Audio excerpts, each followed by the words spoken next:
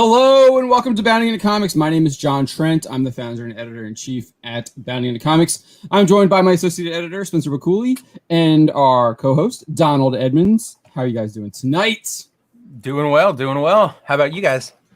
Yeah, it's a great night for the Black Pill stream. Did Tehillim make it through, or did we have to, or did somebody approve that? He didn't say Bounding into Comics this time. That's true. He didn't, but all right, GTCU all. So far, we know that works. Yeah, apparently it's adding Bounding into Comics is the part that... Yeah, that censors it out. That gets it caught. Did we lose Don already? What happened? No, I'm still here. Oh, okay. Causing problems. We got a bunch of folks in the chat tonight. I see Mercale, Emperor of Corruption, is here. Father Christopher Miller is here as well. Hail chat. Hail chat. Hail Father. I don't think your powers of corruption are going to work on Father Christopher. Rest Game is here. Does a black pill make everything white glow? I feel like I'm missing that. I'm feeling I'm missing something there. I assume it just means like glowing white, like instead of like CIA glowing. Okay. Roof Green is here. Hail Father, you folks must be working overtime. Yeah, I'm sure Father Christopher Miller is probably working really hard. Tehillim 29 is here as well. He says, "Good to see you all." Mr. Anime 343, I have arrived. I'm glad you have arrived. What's up, Mr. Anime? Vintage Comic Love is here. Almost late. Hey, what's up? Oh, you're just in time, Vintage Comic Love. Good to see you. And Deviant and Porg is here as well. He says hi. Porg. Hey. Black Pill Redemption is here. Glowy is a term lazy needs use. What's the term mean? Are you talking about for the CIA? Well, then call me a neat, man. Oh, I'm neat all the way. I'll call them glowies every day. What does NEAT stand for? So it's an acronym from Japan. It's NEET, and it means not in employment, education, or training. Basically, just someone who sits at home and mooches off their parents. Okay. Yeah. We also got Hussein Husni is here as well. Hail all. Hail Hussein. Hail Hussein. Reservoir Game is explaining his references. Black lights make everything. Oh, gotcha. Okay. Yes. Okay, I understand now. I gotta remember back from the Gone in 60 Seconds remake. That's how they find the car list was the black lights.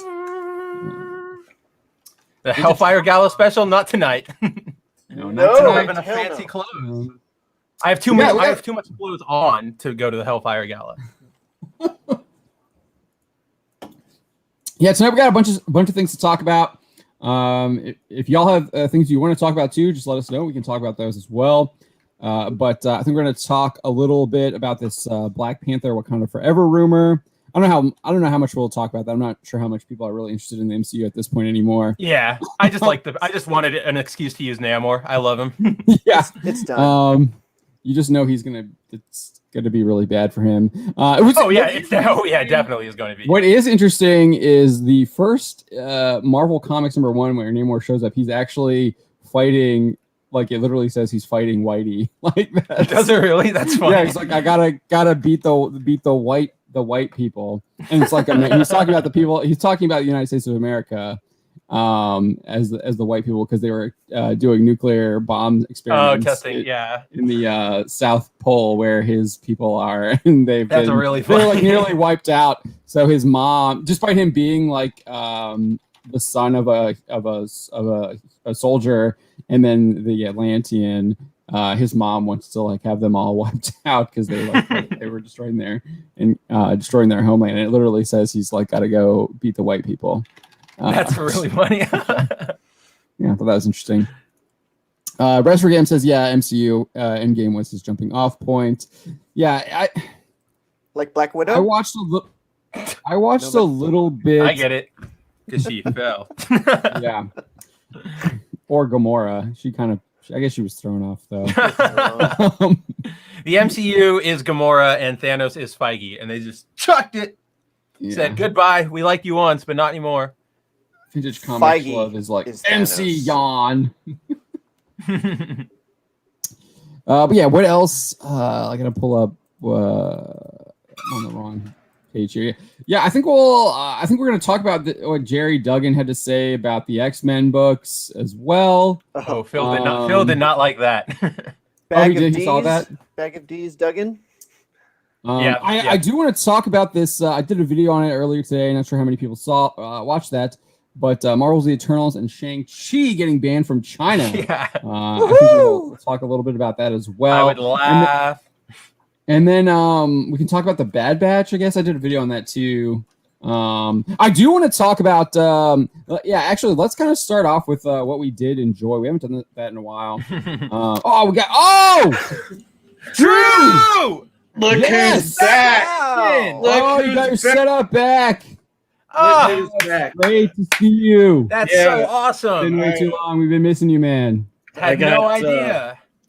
I got fixed a few days ago. The guy did a kind of a temporary fix on my tower, but at least it'll last for a couple more months anyway. So thank you, awesome. Don. Thank you. So I'm happy, and I at least I have a backup in case, because thanks to our buddy Wes Moody, he sent me his old laptop in case this ever happens again. So I'm covered either which way now.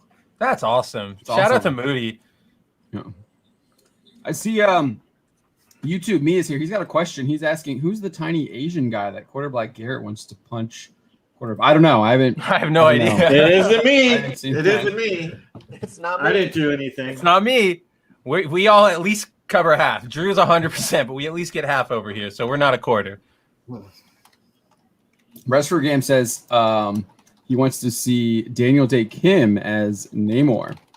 I can see that. Yeah, I think that was actually that would be a good casting. He's got that super strong jaw. Yeah. Here's the thing. I don't want to see character or actors that I like in Marvel's. No, it kind of. I get that. I totally get that. I'm done. Wait, you don't want to see them like shouting woke to the sky as soon as they get a Marvel movie? No, it kind of ruins it. It really does, because it ruins the enjoyment that you have of the actor and of the character. It's all preachy now. Yeah, it is all preachy now. And thanks for the kind words, those of you in the chat. I see Deviant Pork, Tehillim, Res Jam. Oh, Deviant Pork didn't like us shouting. But he shouted in type. You just shouted in type there. Hey, Drew. Yeah. So it's false flag attack. I see you, Porg. I'm on to you. It's definitely nice to be back. I wanted to like hold it for big surprise and like just kind of sneak in, and it worked. It definitely worked. That's awesome. So glad that you're back. That was so awesome. So I'm going to throw it to you, Drew. What have you been up to that you've been watching, playing, reading, that you've been enjoying? I just been reading books. Those what are those? Those that have watched my Pegasus Actual streams, because they were still able to go, because I let Culture kind of, take over and sort of produce them so we could still have them. And he was able to still put it on my channel. So those of you guys that have been watching Pegasus Actual, I actually have been rereading a book that is one of my favorites. It's a Battlestar Galactica novel. Oh God, I can't think of the title offhand, but it's very heavy into Rosalind and Adama's relationship and some other things in there. Hang on, I'm gonna go grab that book. It's gonna bug me not remembering the title. I know the feeling. Oh yeah, for real, right? Man, I really want to find that panel of Namor saying, "I gotta stop Whitey." I just feel like that's gonna be, it'll get a lot of use. It's Marvel Comics #1, and there's a couple times he says it. Oh, really? Yeah. Oh, so man. Marvel Comics #1 is back when comics actually literally gave you like 4 stories in one comic, and so the Namor one is the 3rd story in it. Because the first story is Human Torch. Where he's like I knew that one. The robot, where he's like the robot Human Torch, and then the second one is like called the Angel, and then the third one is like, or the fourth one is like a masked like horse rider. Oh, cool! Western. Old school one, yeah. Yeah, I would suggest anybody that's that is a thick book. Whoa! Anybody that's a Battlestar fan, check this out. You could probably get it on Amazon, whatever. I actually bought this a few years back when BSG was on, or shortly after, in a bookstore. What are those? Yeah.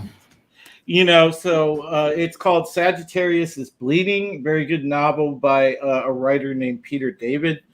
I love Peter David. I enjoyed it immensely, and it goes with what we've been talking about. It fills in some interesting stuff, and it is a good story. So make sure that you check that out if you are a BSG fan.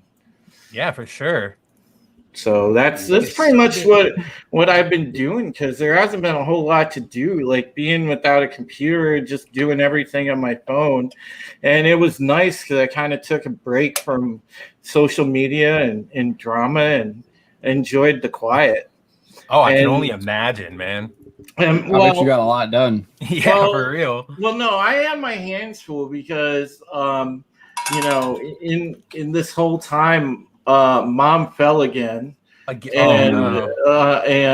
she did a number on her ankle, so they had to put her in a walking boot. This happened about a little over a week or so ago, and so I've been having to do a lot because she's been can't really move around, on bed rests and having to keep her leg elevated. So you know, pretty much like waiting on her hand, foot, and fist, and getting everything around the house done that I can. So that's pretty much what's been going on. Makes sense. Yeah, I mean, at least it's only her foot. Like, I know it still sucks and it hurts, but like, that makes me like, it's just a physical injury. Oh, it was relief. Yeah. Yeah, definitely. Relief.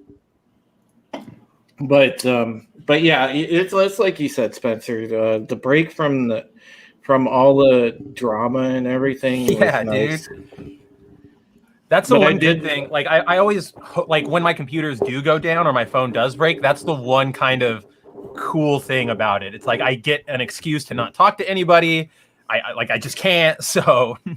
Well, it's nice, you know, and it's also nice to remember to like go outside and, you know, like go for a walk or something, touch grass. Something like that, because, you know, I mean, we get lost in like this encapsulated world of social media and everything else, and you know, we forget to just live. And, you know, like, sure. Like what's life outside of video games and social media? You know, I mean, you have to get out there and remember that. So it's nice. It's nice. So I got a nice break, and you know, at least I'm happy I can come back and write and everything else and be on here again. Yeah, we're glad to have you back for sure. So Spencer, what have you been reading, watching, playing? Yeah, let's see. I started Powers of X, House of X after we talked about it last week. I'm only like 3 or 4 issues in. It's okay. I'm really disappointed. Nobody told me that, because I remember last week we saw a couple preview images and I said, "Oh, the Maker. That's so awesome. I love the Maker. I'm glad to see him in this mini." It wasn't the Maker. It was Xavier. They just have like the exact same. Yeah, it's the exact same costume now. And so that was a little disappointing, but I just read the issue with Moira McTaggart's like multiple lives, and I thought that was kind of interesting. Aside from that, I've been reading My Hero Academia, kind of moving on ahead of the anime because I pretty much stopped reading at about the point when Endeavor beat that Nomu. So I'm just kind of catching up. I've got like 9 volumes to do. So far, for anybody who's reading, I am at the part where Ochako and Shinso save Deku from something. I'm not going to ruin it. But so I've been doing that. I've been reading those 2. And then I beat Persona 5 Royale finally like 2 weeks ago. Saw that. Yeah. So nice. Platinumed that. It's done. I can finally move on. So that's all. Yeah, now I'm kind of just looking for the next game to play and reading comics and manga and of course I read Chojin X, but I'm sure we'll talk about that as we get into the show. And then that's really what I've been up to. And then celebrating Android Day today, May 12th, the day the androids arrive to kill Goku. So apparently, the next big game right now that everybody's playing is Resident Evil Village. So, dude, it is, and I want to play it. I still have to beat 7. I haven't played 7 yet, so I got to play that one before I can play 8. But yeah, everybody's been playing that right now because I saw on my Steam list as I was like trying to update everything earlier.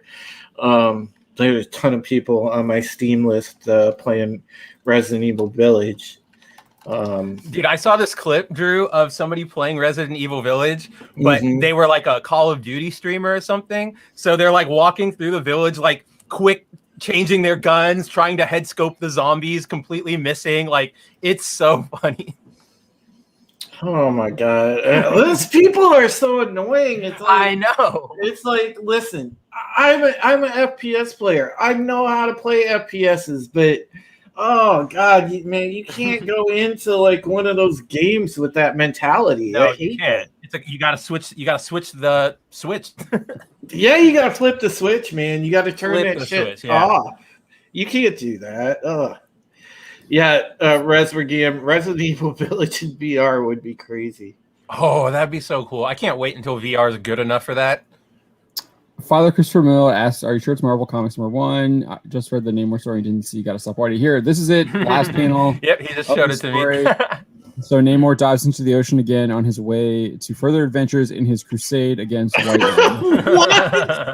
What is this? That's so funny. Marvel Comics #1, published by Timely Comics, and this is the last panel of the Namor story. Wow. So. That's so great. There's a reference to that in the earlier story as well. Like, this isn't the first time this isn't the only time that they say it, but this is just the easiest one to find because it's the last panel. So, and when he's saying white man, he's literally referring to Americans because they're the ones who are bombing, or they're doing like scientific experiments, but those scientific experiments are literally like nuclear explosions in the South Pole. Yeah. Father Christopher Miller says it's on now. Okay, yeah, I just wanted to point it out. I wasn't making it up. It's there. Yeah, no, yeah, it really is there. That's crazy. Hey, Nano Reaper, that's awesome. You're getting a Threadripper computer. That thing is going to be dope. That's going to be dope. Yeah, dude, that's going to be rad. Ryzen Threadripper is ridiculous. Luis Morales says, recently bought Demon Slayer and Tonikaku Kawaii. I would love to get Lucky Star Volume 4 and 7.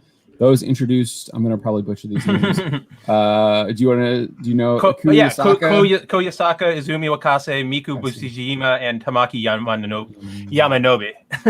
Okay. They're just characters, yeah. They're really good characters, I do like them. Yeah, I do need to. That's what I get. I really liked that first. I've read a couple of the chapters of Demon Slayer and I've enjoyed it. I even said that 7 minutes of Mortal Kombat was like that's the first chapter of Demon Slayer, pretty much. And it's a pretty apt comparison. Except the rest of Mortal Kombat is bad, while the rest of Demon Slayer is great. So I did manage to watch that. I saw it on my phone. Oh yeah, how'd you like Mortal Kombat or Demon Slayer? Mortal Kombat, and it wasn't terrible, but it was not a good movie. It was just like middle of the road, like regular action film. Because there was some parts that were actually fairly decent, but it was just it didn't have like the character of the original. I mean, I like the fact that they are trying to put Johnny Cage in the story. I like that you found that out, but you know, the guy was I don't know, man. It the won't be the next just, movie though. Yeah, the next I don't movie know about will be that. the all-female spin-off. I think they put that poster in there. It should be Johnny Cage. It should be an all-female spin-off where they have to team up with Johnny Cage, and Johnny Cage just keeps hitting on all of them. It's going to be his daughter. Cassie Cage. Well, I like Cassie in the games. I mean, she's funny as hell, but I don't know. There's just something off about it. I mean, I like the guy that I like the guy that played Scorpion. The Scorpion casting was pretty good. I like the guy that played Scorpion. And you know, I thought he was really cool. The Cole character was just kind of meh to me. The clone character? Cole. No, Cole. Oh, Cole. Yeah. Okay, yeah. Yeah, there was a clone. Character. I mean, he just like he didn't really do anything. You know, the other people did more than he did, really. I asked Spencer if there were any like good memes that came from it. Like the original Mortal Kombat has that like fatality meme that like has fatality. and it's just like that's just so iconic. Like it's like. And he was like, "No, there's no meme. There's no like good memes either. You can't you can't beat the guy. You know what was the older? Because I know he's an older actor now. Gary Chiskawa or something like that. The guy that Carrie. I butchered his name. Yuki Tagawa. Oh, Hiro. Yeah, the guy that was in the original Shang Tsung. You can't beat him. Yuki Tagawa. Yeah, that guy is just he's so good. He's so cool. Yeah, he was as an actor. He is Shang Tsung. He owned that role, man. You can't exactly. Because the guy that did Shang Tsung in this newest movie was very forgettable. It was just like really ho-hum the way that he did it.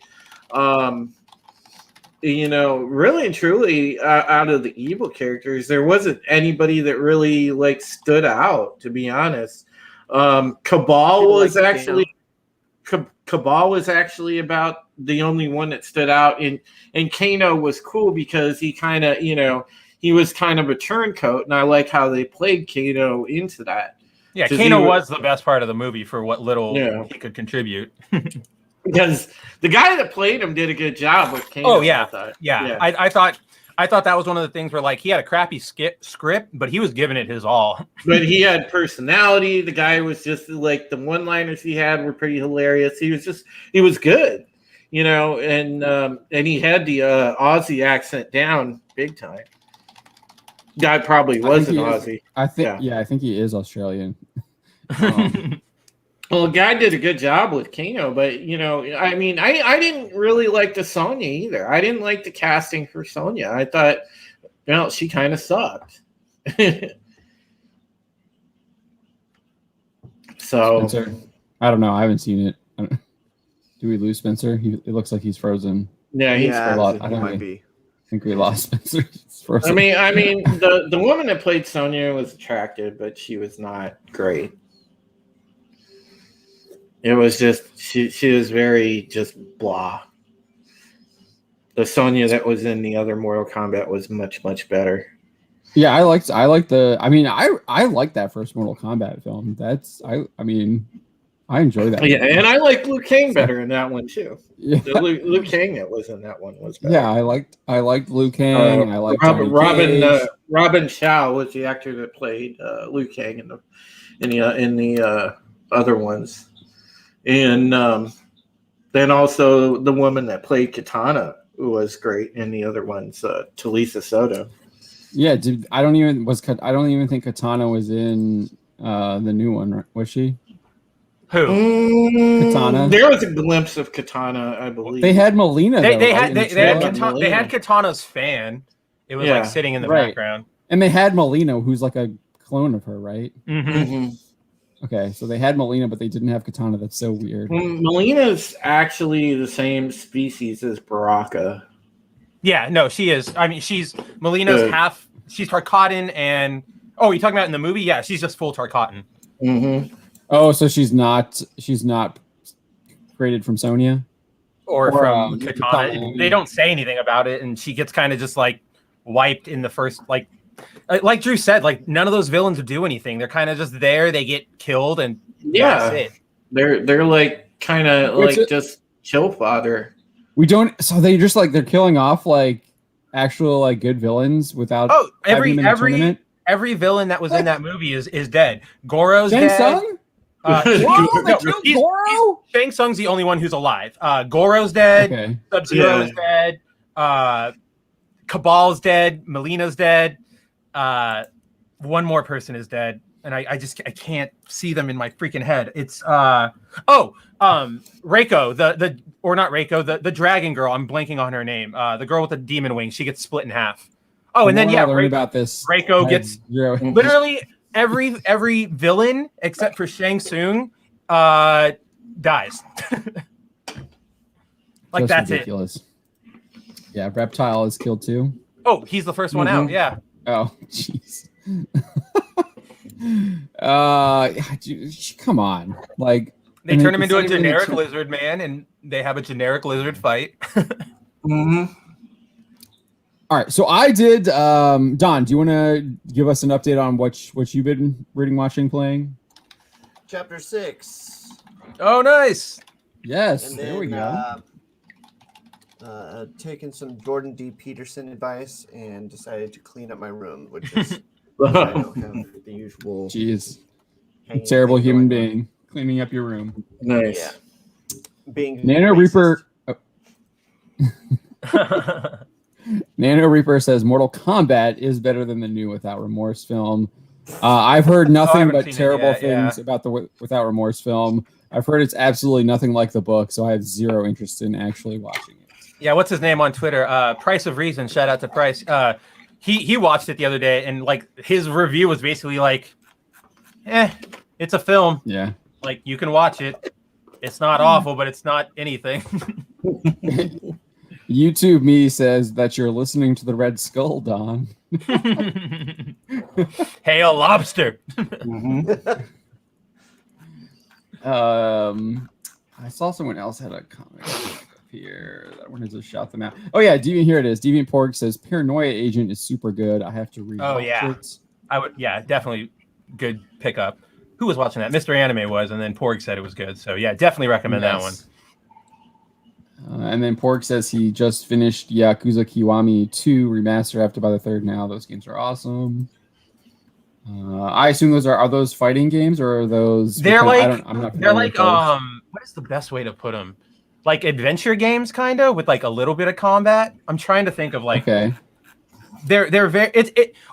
Imagine if it was like Persona 5, but the combat was active instead of RPG. But it's not super in depth like Devil May Cry. I don't know. It's really fun. It's really quirky and unique and Japanesey, and it's just like a lot of fun. Japanesey. Okay. I like that. Oh, Japanesey. So, I mean, like there's literally a mission where we're like Japaneseier than Breath of the Wild because it actually takes place in Japan and you play as Yakuza members. Like there's one mission where you literally accidentally stumble into another Yakuza member in a like it's like a fetish sex club, and he's in this room where it looks like a daycare, and he's dressed up in diapers with like a bunch of other like guys, and they're like that's what gets them off, and you accidentally like get thrown through a wall and stumble in there, and they pop up and they're like, hey, wait a minute, I know you're from the rival gang, get him. So then you have to have like a gang fight while all these guys are wearing diapers. It's ridiculous. Sounds ridiculous. Exactly. Scene in Deadpool. Right? Yeah. It almost is. Yeah. It almost is. That's crazy. Yahtzee Istophobe says, all hail Yahtzee. Hey. It's him. It's the fabled Yahtzee Istophobe that everybody's warned us about. As for me, I did. As Spencer mentioned earlier, I did Shojin X, the new Sui Ishida series. The first chapter is out. It's 79 pages long. Yeah, dude, that was so long. I was not expecting that. It was like a Dragon Ball Super chapter now. Yeah, right. Because I feel like those are pretty long too. Those are because they only come out once a month. Yeah. And so I actually really enjoyed it. There were some parts I was a little confused by. I had to reread a little bit. But the powers are really cool. The way they get the powers is kind of interesting. They get them through these like shots. The injections. Yeah, the injections. That was probably like my biggest complaint is like the shots just happened to be where they were after they got beat up. Well, I was like, okay, that's a little too convenient. Are you talking about like after they come out of the river? Yeah. Because like I know where it comes from because the Luffy rubber guy has two of them in his mouth and he's going to inject his friends and then he drops them and then what's his name grabs his friend and jumps in the river and then they pop out and they're right there. Yeah, I noticed that too. I was like, huh? Didn't you go somewhere? Yeah, I guess I missed him actually having them in his mouth too. Because he killed them. Yeah. Right? Which was crazy. Yeah, dude, he like coils around them and then the artwork was fantastic. The action scenes were great. I loved seeing the guy just like light all those people on fire in the plane. That was so that was such a cool power and such a because you turn the page and you see all of the passengers in the plane just light on fire. I actually like out loud I was like, whoa! Like I did not see that coming. And I liked how they had him like walking away too. Like he showed the whole plane. And you see him like walking away. I thought that's just the way it was. The way it was shot was really cool. How he placed the camera. That. And then the Luffy guy was just like he was like Plastic Man. Crazy, so creepy, insane, creepy. And you really like you can see. To me, I thought the injection did something to his head. Because his little goon guys were like, there's something wrong with you. What's going on? And he just like the power, just like I don't know if it was the shot did it to him or like getting the power did it to him or what. But like he just like went off the complete and utter deep end. But that was really cool. And then I like the Beast Shojin too. At the very end, Tokyo is his name or Tokyo? Something like that. Tokyo something, yeah. Yeah, Tokyo. And I thought it was interesting. I thought his character is kind of interesting too because he's pretty much a loser. Yeah, right. At least that's how he's kind of written as this loser guy. I don't know. He's not really. He's more like an underachiever. Passive. Yeah, like very passive. Underachiever and very passive. Like there's that line in the book where his sister's like. Shouldn't you get your life together? Like, look at your best friend. He's winning all these tournaments. He's super smart, blah, blah, blah. And the main character is like, yeah, but when he feels popular, I feel popular too. So I'm cool with it. And his sister's like, what is wrong with you? Yeah. Well, and you also see him like daydreaming a little bit too. Like that was kind of where I got confused because at one point it like literally goes into his like daydream. Like you start seeing his daydream. Where he's like imagining this conversation with his friend. That's not a date. I mean, it's just a flashback. Oh, I thought he was like just daydreaming in the. You're talking about when he like talks to his friend at the zoo, right? Yeah. Yeah, that's a flashback. The vulture. That's a flashback. Are you sure? Positive. It felt like a daydream. I read it as a daydream. It looks like he's daydreaming because he goes into his room and kind of just like looks up, but it's definitely because he's thinking about his friend. He looks at the picture of the vulture on his wall, and then he has a flashback to when they were at the zoo and everybody was supposed to pick an animal they looked like, and all of his classmates were calling him a vulture because he was ugly and always hanging around people looking for prey, which is just like leeching off of other people's popularity and stuff and coolness. So he got all upset about that. And then the other kid, his best friend, runs over to him and is like, you know what? Here's a really cool thing about vultures, actually. They can fly the highest. And then he like comes back into normal time. Yeah, so I don't know. I mean, here he's in his room. He's looking at the picture of the vulture. And then you're saying here that he's flashing back to this school trip. Okay, I don't know. I guess I can see it that way. I saw it more of him like daydreaming about this. I don't know. I guess you can see it. I don't see it. I don't see how it can be. He's still here.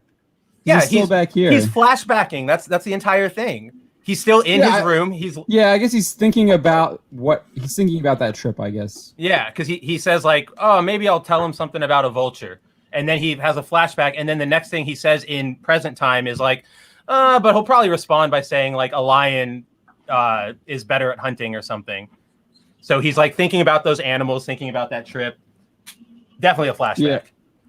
Yeah, I guess I don't know. I guess I read it more of like how he would like, I don't know. I saw it as he was daydreaming about it, and then how he would like respond to. He was like imagining the conversation. I don't know. I could see it as a flashback too, though. I get that, but I'm gonna like counter to that. I can't see it as a daydream at all. Like it's to me, it's just a flashback. It sets a back for like a baseline for their friendship. Establishes that animal metaphor. That's where it is for me. Like. Yeah, I can't see it. Yeah, I am unable to see it the other way. I felt their friendship was already kind of pretty well established when he calls him and they beat him up. It's established, but you don't know anything about like where it came from, and that shows you where it started. Yeah, I can see that. So it's similar to Bakugo and Deku and him saving Bakugo from the bullies in the park or whatever it is, in the river or whatever. A little bit. That wasn't really a flashback. That was like just the opening of My Hero, and then it kind of jumps forward in time to the incident that starts everything. Well, there's a flashback. If it starts there, that's not a flashback. That's just where the story is starting. I don't think that's how it started. Let's see. If I remember. My escape button's not working. There it goes. But yeah, so I really did enjoy this one. I'm really interested to see where it will go. I think the way they get the superpowers is interesting. You have this kind of doctor type guy moving around, giving people the powers. It looks like. It'll be interesting to see how he works. The way that the society that they've created is interesting too, because these people who have the powers seem to be above the law, and it'll be interesting to see how that works. It's almost the opposite of My Hero, where they created a hero society, and in Shojin X, like all the heroes just don't answer to the law at all. And they made that clear because this guy's just like burned down a whole plane and not gonna pay the consequences for that crime and killing all those people. It's not gonna pay. Yeah, he's out of there. Yeah, and they'll just let him go. And it doesn't look like anyone is even going to try and pursue them. That's kind of where they're at. So I found that interesting, and I'll be interested to see how they explore that as well. And then the other thing that I watched 2 episodes of Jupiter's Legacy on Netflix, and I thought it was pretty good. It was actually refreshing to hear a superhero actually talk about being a superhero and that their job is like show mercy, stop the bad guys, not to kill them. I thought that was interesting that his rule is never kill. He seemed pretty clear about that, so I'm really interested to see how that will go, because they actually did have a point where it was challenged. Yeah, when his son does indeed kill someone. Dude, he just knocks his freaking face off. Yeah, Superman punches him in the face, and he's just done. So that's actually really interesting. It does look like the show is exploring some interesting social issues. That being one, the not kill one. There's an interesting. Obviously, it's dealing with corrupt corporations as well. Yeah, and then at the same time, it's dealing with like immoral like newspapers. And how like they're treating people. And what was interesting about that is that you as the audience think that this newspaper has done something like absolutely completely horrible and terrible, and then you get this like pretty good speech where he goes and actually confronts the journalists in their office and like tells them all to pretty much just like F off, you pieces of crap, and you really feel great about it. And then you go back to The Office, and it's just like, yeah, the actual content of the article that they wrote was actually true, and our dad was like a scumbag and like used the pension fund to fund the expansion of the business, and so basically robbed the workers of the pension fund. So that was interesting as well. So I thought that's I don't know if we'll see if they explore more of that. Obviously, we realize that he marries the journalist. It's the same actress playing them. So yeah, I think that will be interesting to explore. I also like the idea that living up, like it's obviously called Jupiter's Legacy, so they're trying to live up to the legacy of their dad. So you have utopian.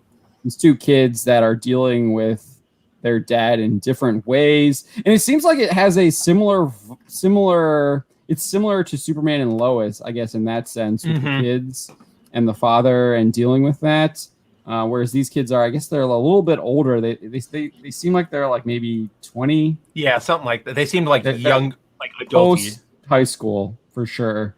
I'm not sure if they're like post college, but definitely like 19 to like 23. I feel like for sure. But yeah, I liked the first. I enjoyed the first 2 episodes. I did think that the fight scene in the end of the first episode, I believe, was just really bad. Yeah, it just looked really cheap. Like, it looked weird. I don't know. It's almost the same problem I had with remember the Anti-Monitor from the CW? It felt a lot like that. Yeah, well, that guy, he was literally Darkseid ripoff. So he was like Darkseid Mongol, like thrown together. Yeah, easily. Yeah, and I don't know. It didn't like flow. It was very choppy and harsh, and I felt like there were a lot of hard cuts. And it just didn't like the fight didn't flow together, and then it just I don't know. I didn't like it. The fight scene I didn't. The only thing I liked about that was the fact that they all attacked at once instead of like doing all, like one at a time. I'll spin off, and now it's your turn. Like, oh yeah, like, don't you want to win? Yeah. The risks involved in it were really good too, though. Like when he's like powering up to just basically like kill them all after we saw him like kill the other people. So I thought like the way his powers were done like worked well. At least when he shot them, I thought that actually looked good. And then when he was powering up again, that looked good. But everything else just didn't look good at all. So it's very harsh. We'll see if the fight scenes improve, but I was not impressed by that first fight scene at all. I thought they could have done a lot better, and we've seen better from Netflix, obviously with The Witcher, and then even some of their YA stuff has better like digital effects. So I didn't really like that, but I liked a lot of the other stuff. I liked how there was different parenting styles too. So you got the obviously I guess the Utopia. You get Utopian parenting style, but then you get I don't know. I guess his name's Brainwave is his uncle, right? Or is his brother? Is Utopian's brother? Yeah, I think it's his brother. And then there's I didn't catch what the guy in the wheelchair's name was. Oh, I didn't grab it either. The black guy, but I thought so you got that compare and contrast. He's like he tells his daughter like I didn't ask you to follow me in this. If you don't want to do it, you don't have to do it. You don't have to. And where the other guy's like, you have to. He's like, you're taking up the family business. Please take up the family business and the mantle. So you get that. I like. There's lots of different interesting dynamics and perspectives. So I like that. I thought that was really interesting. But yeah, I'm so far I really liked it. I do like that. I really like that he has those like principles and he seems to stand by them even when it's his own son. Right. And I do find that commendable and something you don't see.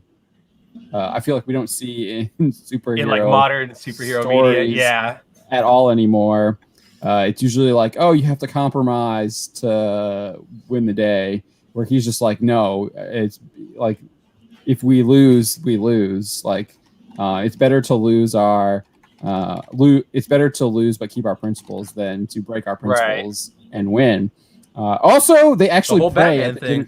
They also pray at the dinner table too. That legitimately surprised me. Like I'm obviously not as religious as you and like Drew, but like I saw that and I was like, what is? They let that go? Like, and they said Christ. They prayed to Jesus Christ specifically. Too. Yeah, had like.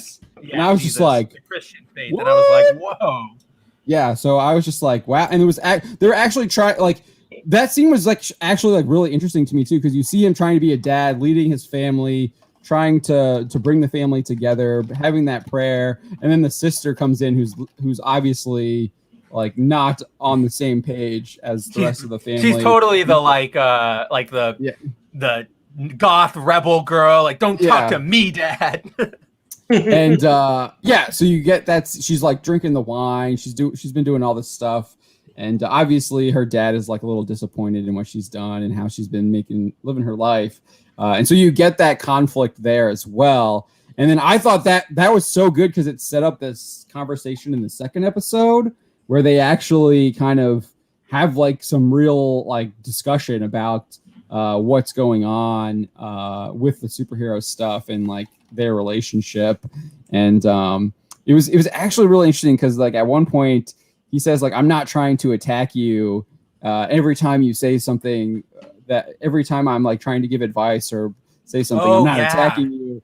And then he gets to the point where he was like, it felt like he was attacking, like he was going to say that he was attacking her. Yeah. And she just looks at her. And it was such a real conversation. It was. I was like, dude, this is good. Between a father and a dad. Like it didn't matter if they were superheroes or not. You could just feel that. And to me, being a new father, that I thought that was just like, this is like in my future. Like I'm going to have these like conversations. So I thought that was really well done as well. So I'm like the first two episodes. I watched them back to back. I haven't gotten to watch any since I watched them on Monday, so I haven't got to watch any since then. But I am looking forward to watching more. So it looks pretty good, and it seems like other people are enjoying it as well. So I don't know if anyone else in the chat has watched that. Doesn't look like anyone has anything to say about that.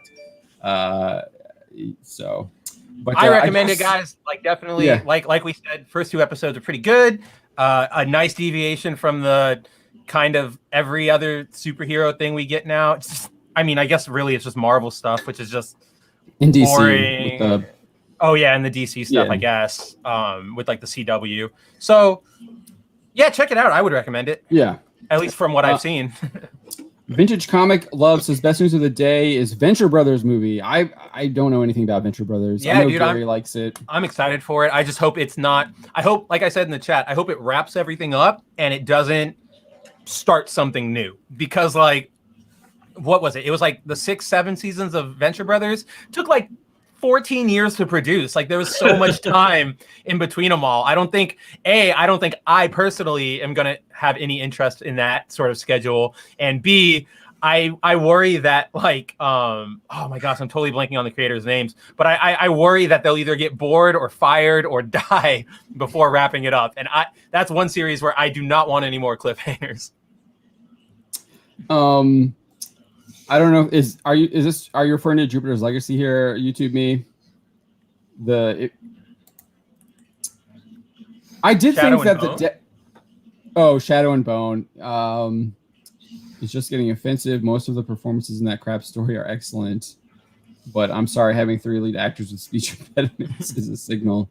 My sister-in-law likes Shadow and Bone, and she's talked about it, but I'm hesitant to move forward on her recommendation just because she has previously described herself as Raylo adjacent. So I'm just like, I don't know. Nana Reaper says it's trash. So like, yeah, I'm kind of like, I feel like it seemed to be where I was leaning, that I was like, she might like it. I probably won't. But YouTube me says the acting is excellent. Yeah, the people good. I hope wanted me to watch Shadow and Bone also liked Falcon and the Winter Soldier. Okay. People really recommended it to you? Goodness. Yeah, that's okay. Nano Reaper says it's commie propaganda.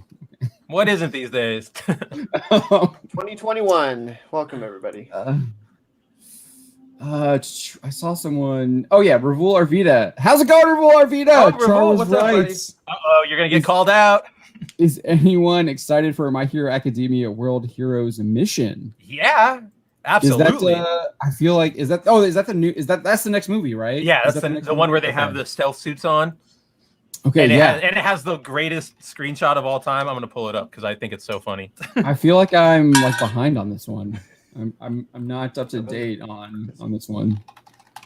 All they did was the I'm trailer behind dropped. on this one. Is that what you rang the bell for? The trailer dropped when you were out last. Oh, when you were driving around, because I wrote that story. But that's all it is. Yeah, it's just all they've dropped so far is the trailer, which shows off the stealth suits for Deku, Todoroki, and Bakugo. Are we getting a fusion like the last one? I hope so. Those are my favorites. Where is this? There it is. Yeah, Let's see if I can pull it up. I know. I gotta go watch this because I feel like I'm behind. StreamYard, share. Pull it up and share it with everyone. What? It's Spider-Man. Mm-hmm. Is that the J. Jonah of Japan? It looks like it. Dude, I like it's like a Fox News logo in the bottom left too. I just thought like Deku wanted for mass murder is so funny. Like innocent little 13-year-old Deku. Dang, I feel like holy crap! Like what is going? Is this taking place after? Like when does this take place? There's no details. The only details we know is that there's the stealth suits. Everybody it has to team up. Like all of the students and like all of the heroes have to like go into action to find the villain, and the villain's goal is to eliminate every quirk ever. Like that's his goal. He thinks quirks are bad, and he wants them all gone. That's interesting. I'm surprised we hadn't seen someone like that. I'm actually really surprised about that too. Right? Yeah, that's what everybody thought the Yakuza guy was going to be, who I always forget. Yeah, well, Overhaul. He was kind of like that with the bullets, but he was more like, I want to get rid of everyone's but mine. Right, like I want to be selective in who gets the quirks and stuff. Yeah, right. Yeah, he was literally a Politburo communist. Like, who was the hero killer? In his thinking. Stain. Stain was a lot different though. He was actually wanted better heroes, and that heroes that would actually stick to their principles, and he thought that only All Might could do that, because he was literally gonna like just own Endeavor. I felt like. Oh yeah, he definitely was. I feel like he was gonna like own Endeavor bad. And but then he ran into Deku and then also Todoroki and realized that they also embody that true principle of hero. He's all blown away. He's like, yeah. Well, I had no idea.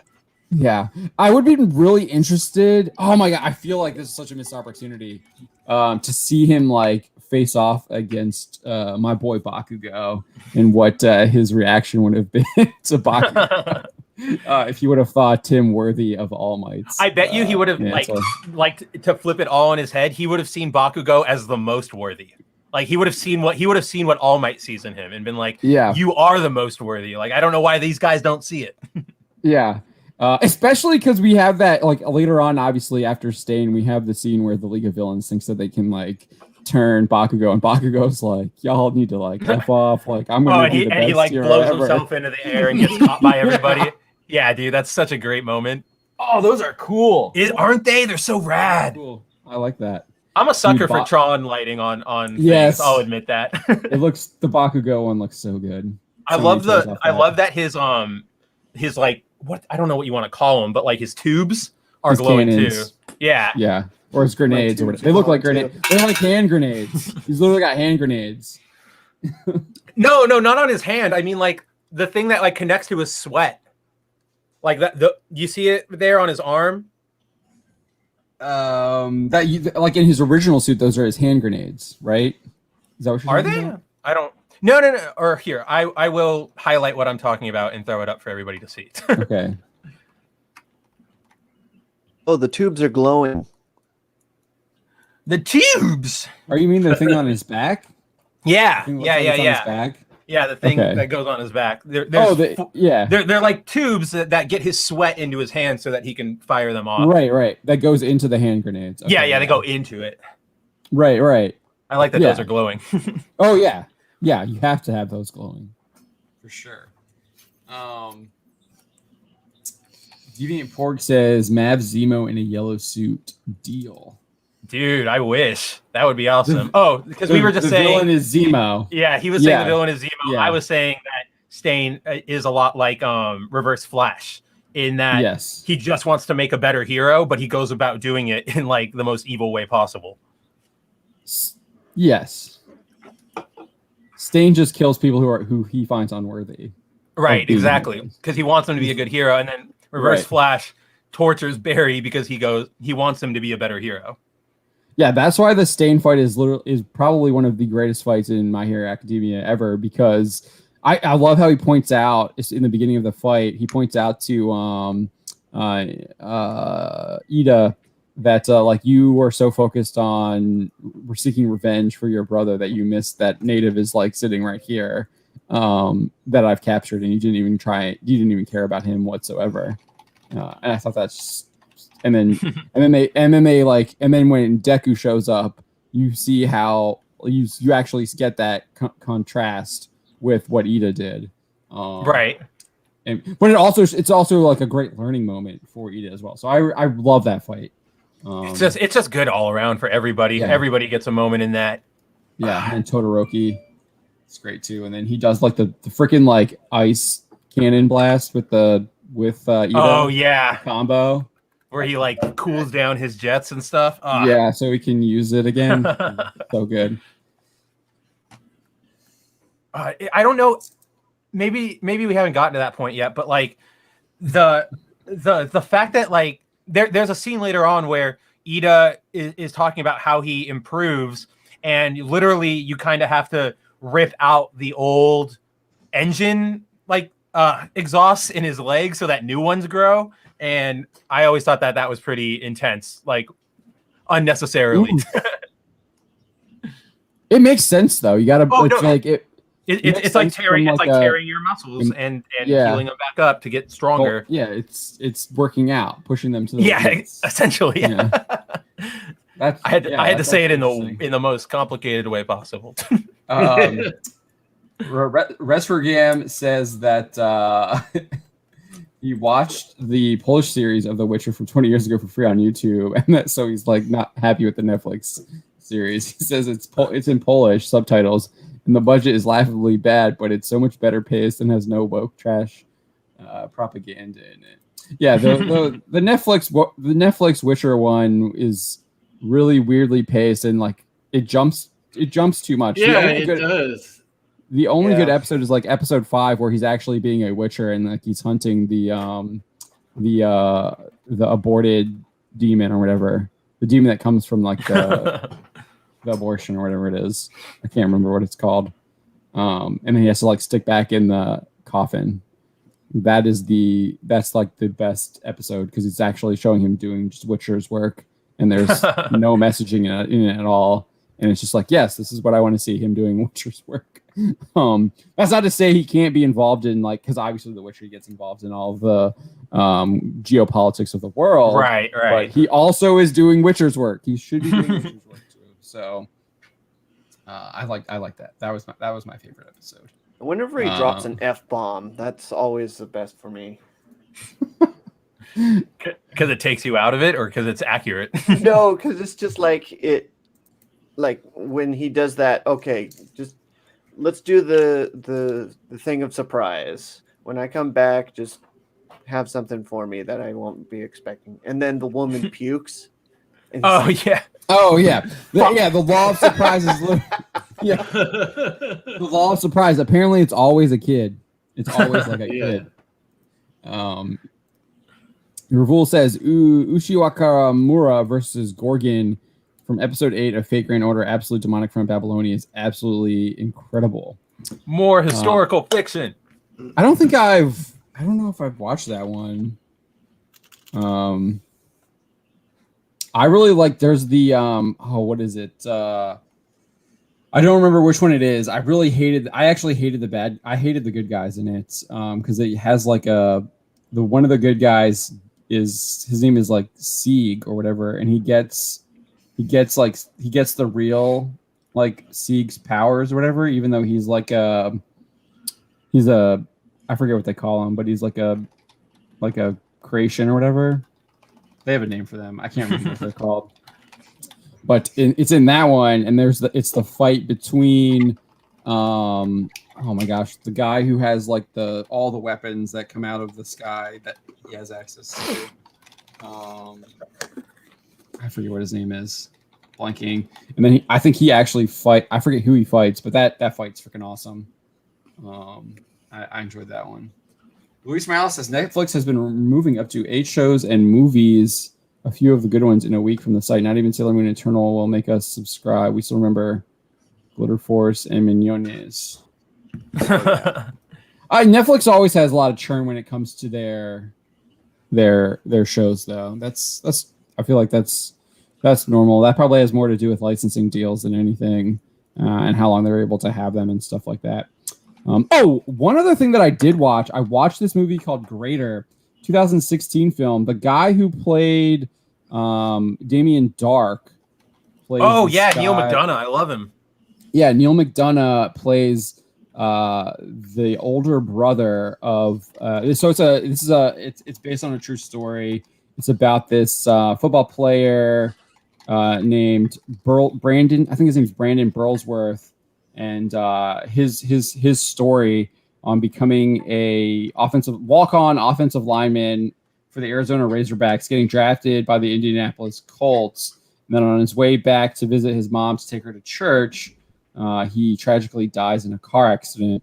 What? And it's about his story. And they add. There's obviously it's a Christian movie because Brandon was very faithful Christian, and that part probably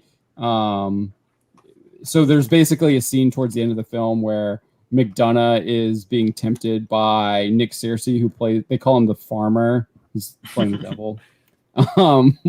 And he's being tempted to like reject what's happening and like sink into his grief because he feels that that Brandon dying is like completely unjust and everything. But yeah, it was a really great movie from 2016. I had never seen it, but it was very similar to the one that Sandra Bullock was in, I guess, with about the guy from Baltimore who played for the Ravens. Can't remember his name. The Blind Side. Yeah, The Blind Side. So it was very similar beats to The Blind Side, because Brandon has to go through like getting fit and getting trained, and he literally becomes like one of the they call him like the greatest walk-on to possibly ever play the game.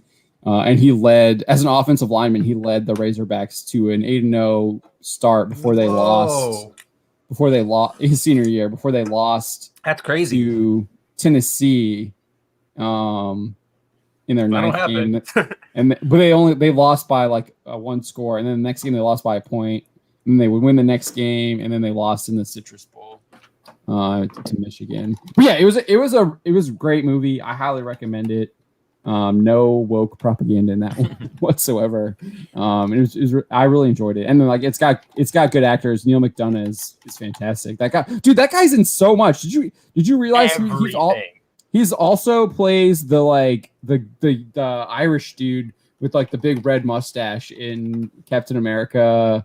Dum Dum Dugan. Yeah, he plays. Yeah, he's in so. I was looking through his IMDb. And I was just like, man, this guy's done everything. Dude, he voiced Hulk and Banner in the old 90s cartoon. Yeah, he's so great. Nuts. Here's a fun fact for everybody in the chat and everybody here. My uncle actually directed a movie, like an independent film, and it starred Neil McDonough. So I've met the guy, and he's actually like really super nice and like really cool. he seems it. Like it seems the characters that he chooses to play, aside from like Damien Dark, usually seem to be pretty solid character. I like Damien just for the fact that they didn't ever have. I don't know. He always just seemed like so on top of it. He wasn't whiny. He didn't have that. He was evil to be evil. I liked it. He was literally a villain. Yeah, exactly. Villain. Like, why can't we have those anymore? Yeah. I wasn't again. So I mean, it's hard to follow up Deathstroke. Oh, absolutely. Yeah, dude. It's hard to follow the Deathstroke. It has been down because that's just so high. Yeah, but Damien Darhk is probably the second best villain in Arrow. Mm-hmm. I think so. Prometheus may be the third, even though I hated everything. Prometheus was good. I hated like that whole season with Prometheus. Oh yeah, but with Prometheus, it was the Prometheus storyline was really cool, and then but everything else surrounding it was not. Yeah. But those are probably my top 3 villains from Arrow. I have no idea. Those are good ones. Yeah, no, I don't know what happened in the last season.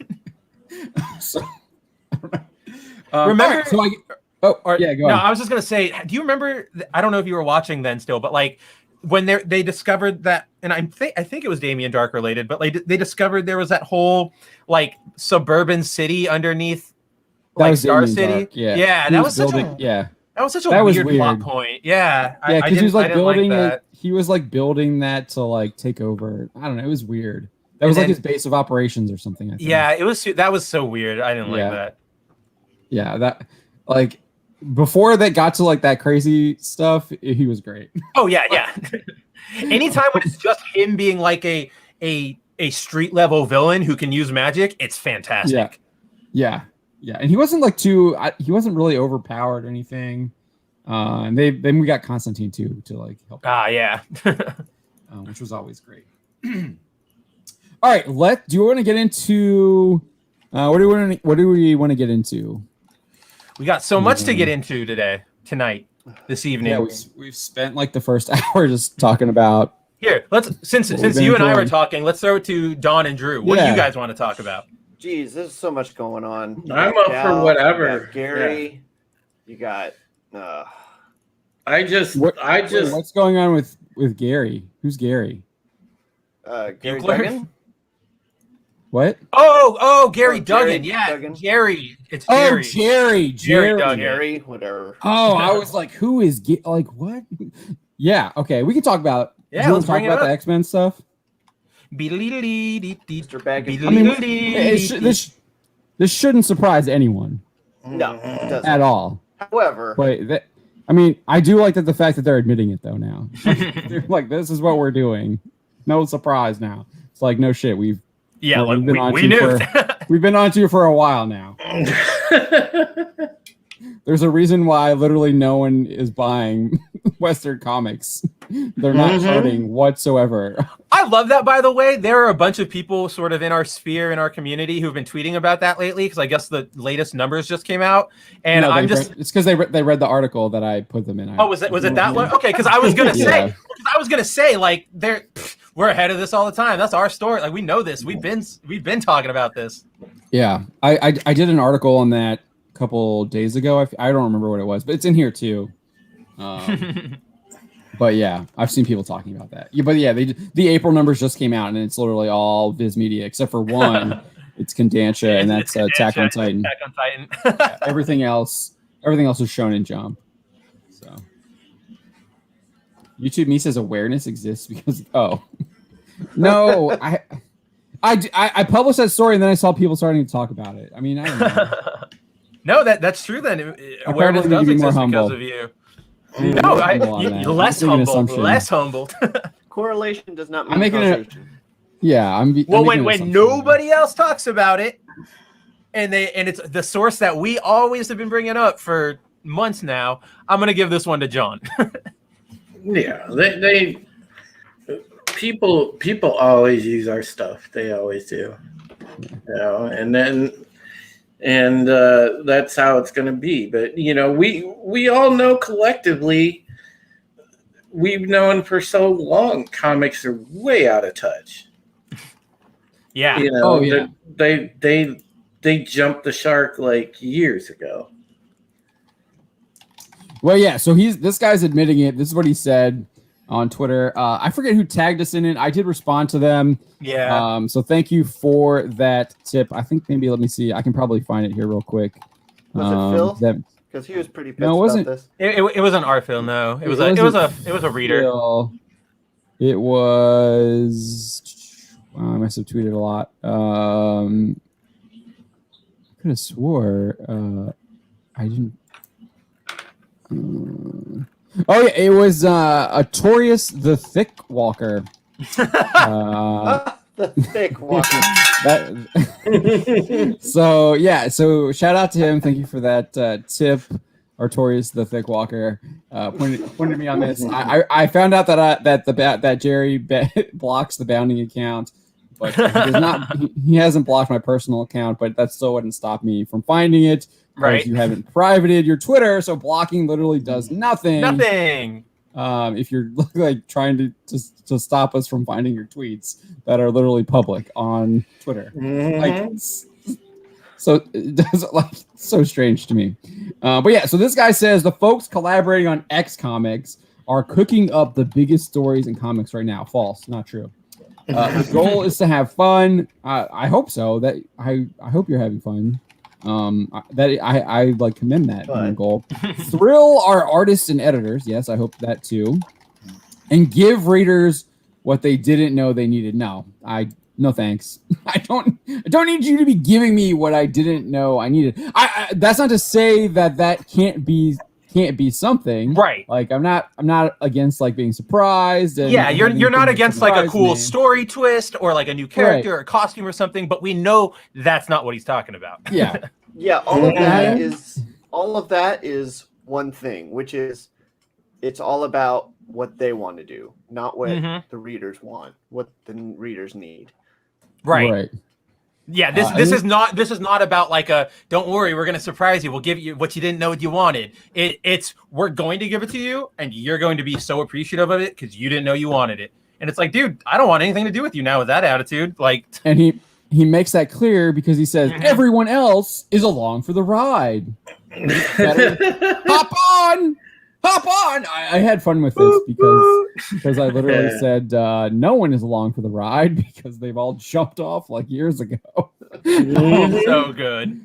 This was weird. He's like, please do not give us your great story ideas.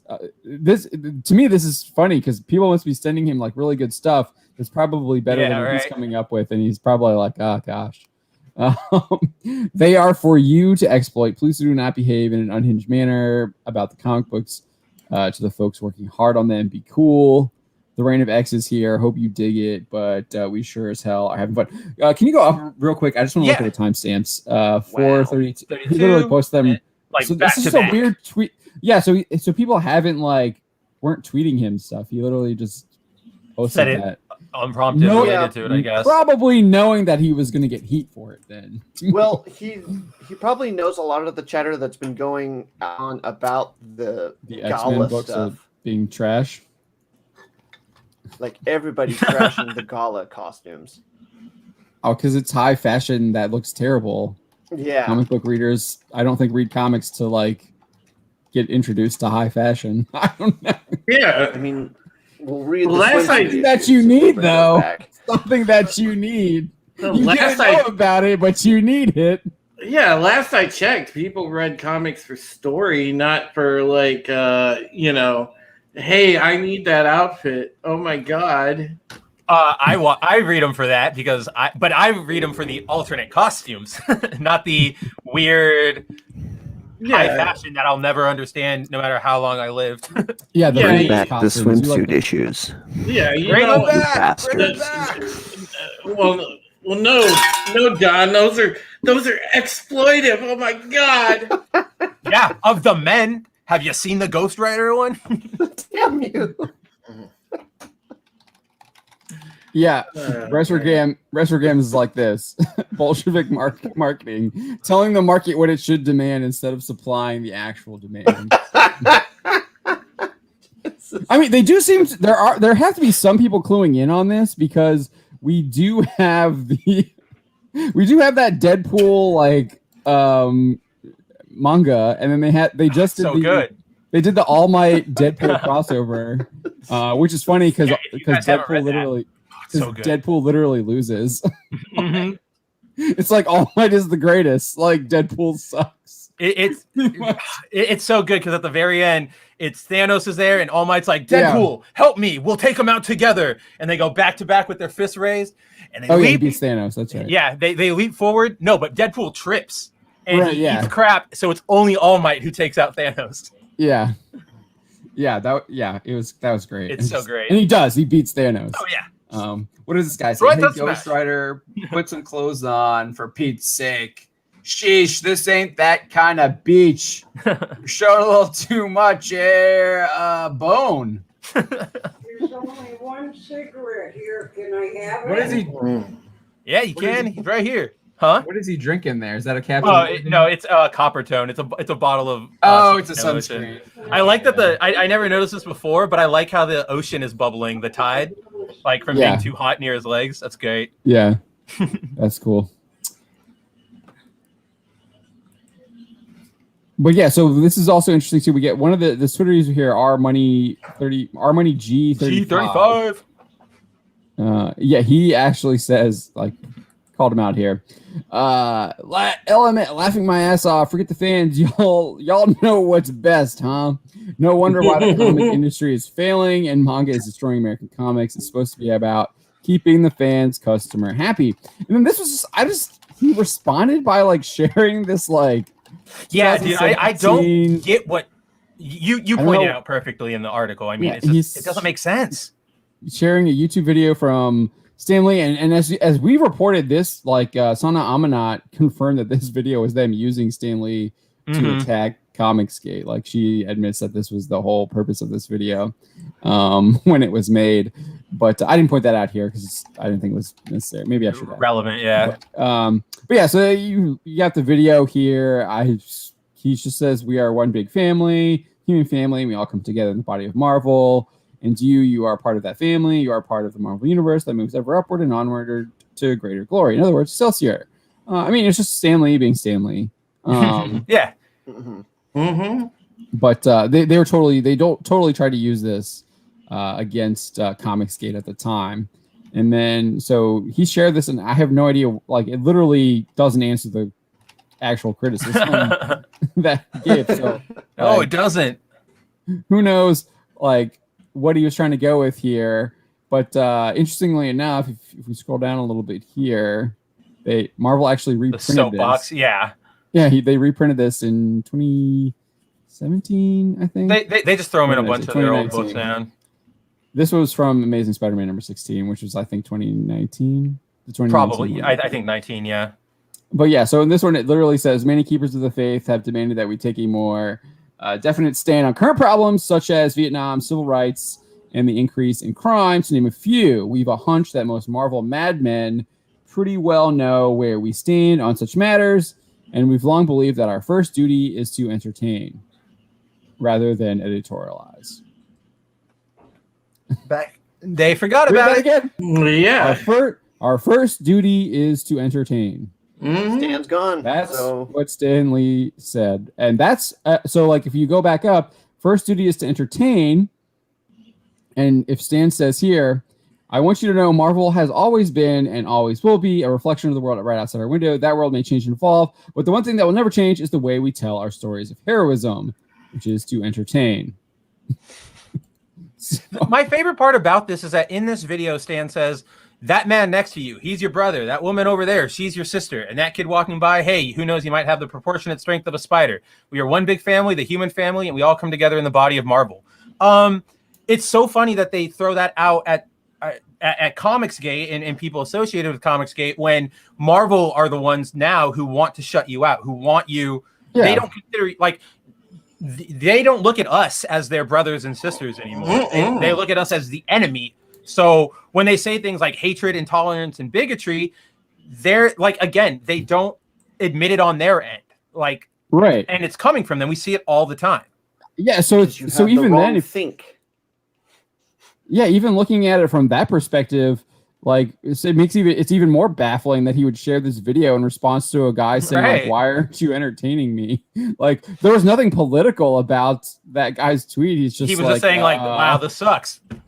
Yeah, it's just like, why aren't you entertaining? Like I thought that maybe should be what you're doing.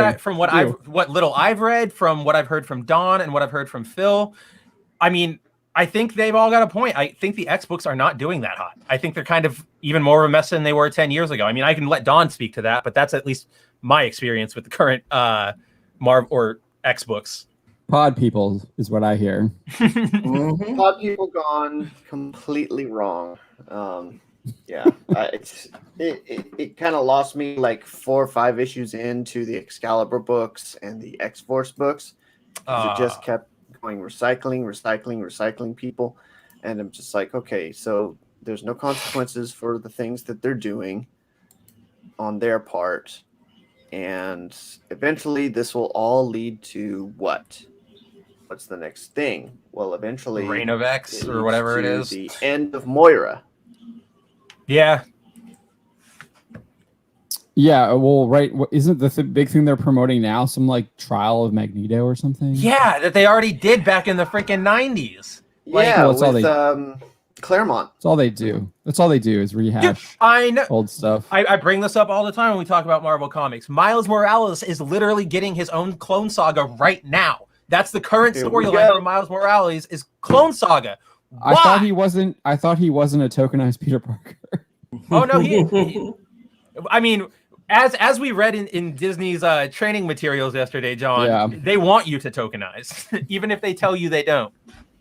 Yeah, I think I'm not sure if it was just some guy or Eric July. They both had videos reacting to Black Superman, and so it was Eric July who made the Miles Morales comments. Yeah, he was just like, because he was like, "There's a reason why you don't call him Spider-Man. We call him Miles Morales because he's not Spider-Man.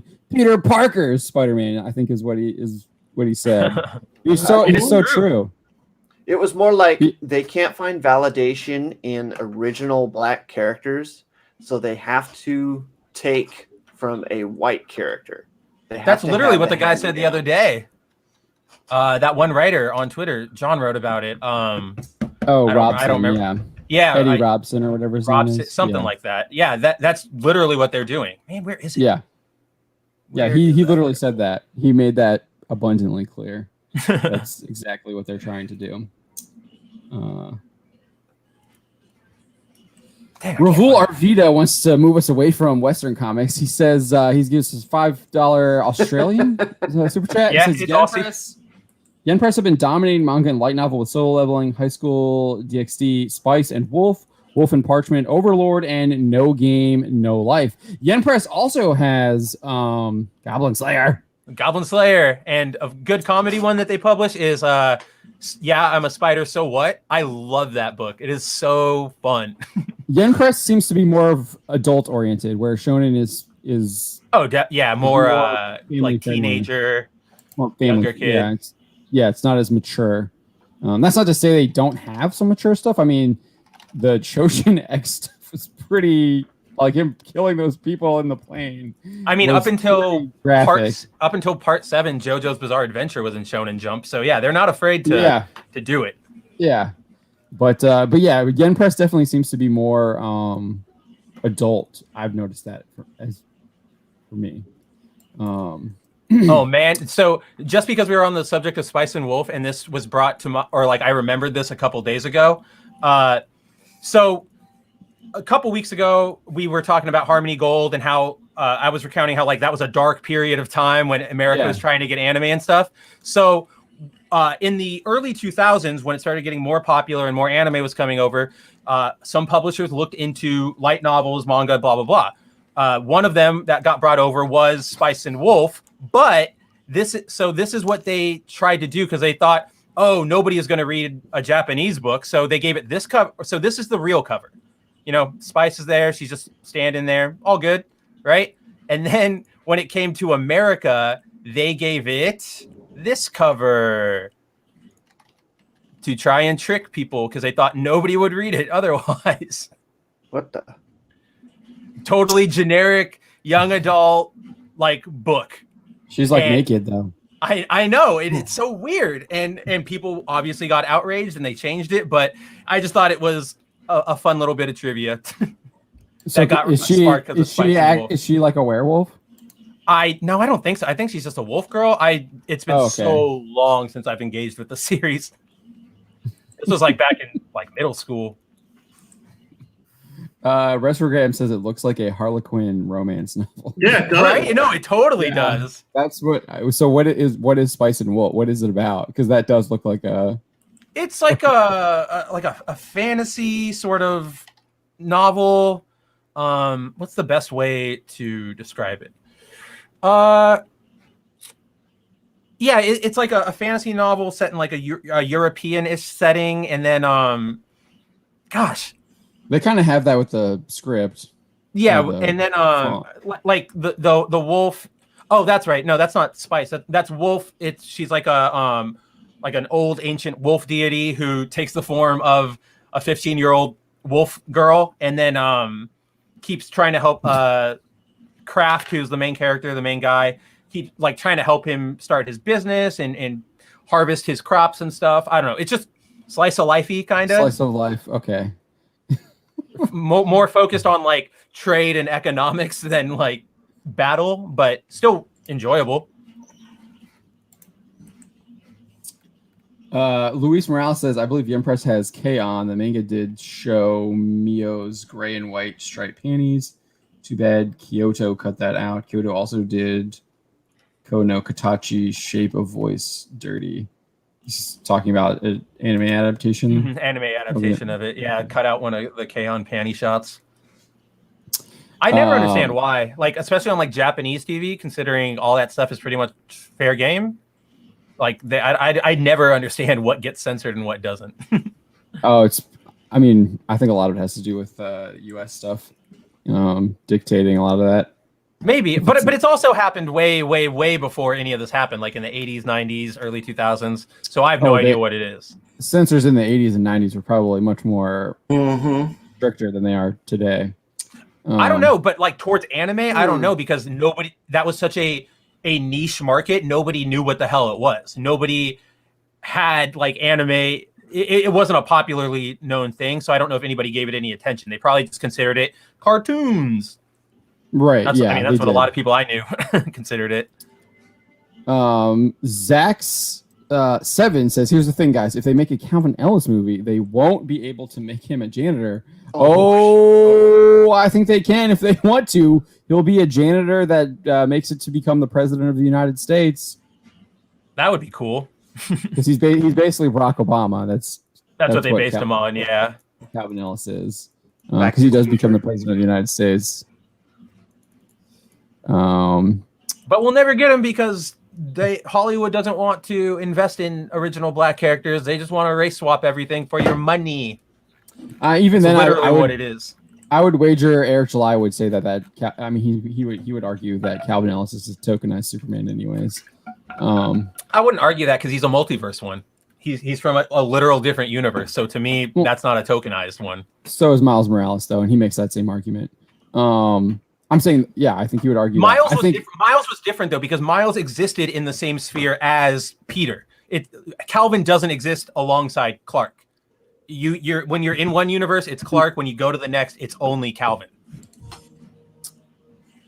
I think his first appearance, he's with Clark in Final Crisis 7. He's not his first appearance. He is in his universe, and he gets the alert that something is happening because he talks to Nubia. But Clark's not there. Clark's not there yet. He shows up right after Calvin responds, and he's like, "I need your help." Right. But that's what I'm saying is like that is the difference between him and Miles, is that he is not the same character trying to exist in that sphere. He is his own separate thing that exists over here. Like if they had made the Ultimate Universe and Miles was the only Spider-Man, we wouldn't be calling him Miles Morales Spider-Man. We'd be calling him Spider-Man or Ultimate Spider-Man to differentiate him. I think the argument that Eric July would make is it's not Steel. It's not Icon. Oh, I agree with that argument too, but I'm specifically talking to the issue of Calvin Ellis and Superman is Calvin Ellis token, and I don't think he is. I see John's point. Yeah, I'm thinking that's what Eric July would argue because he has made that argument with. I'm just saying but Miles and Calvin are completely different situations. Like you can't compare. It's not apples to oranges. It's not a 1-to-1 comparison. I think you can make that comparison. You can't. They're two different types of characters. Yeah, and it's wrong. It's completely unfounded. No, it's not. It is. Well, like, they're two separate situations. No, John, they're two different situations. The Miles's existence That's is the whole point of a comparison. Right, but what I'm saying is you cannot compare. You cannot say Calvin Ellis is exactly like the Spider-Man or the Miles Morales situation because they're not. They're two completely different things. Wait, yeah, but you can still compare them and say they're both tokenized, though. Right, but you have to say it on that argument.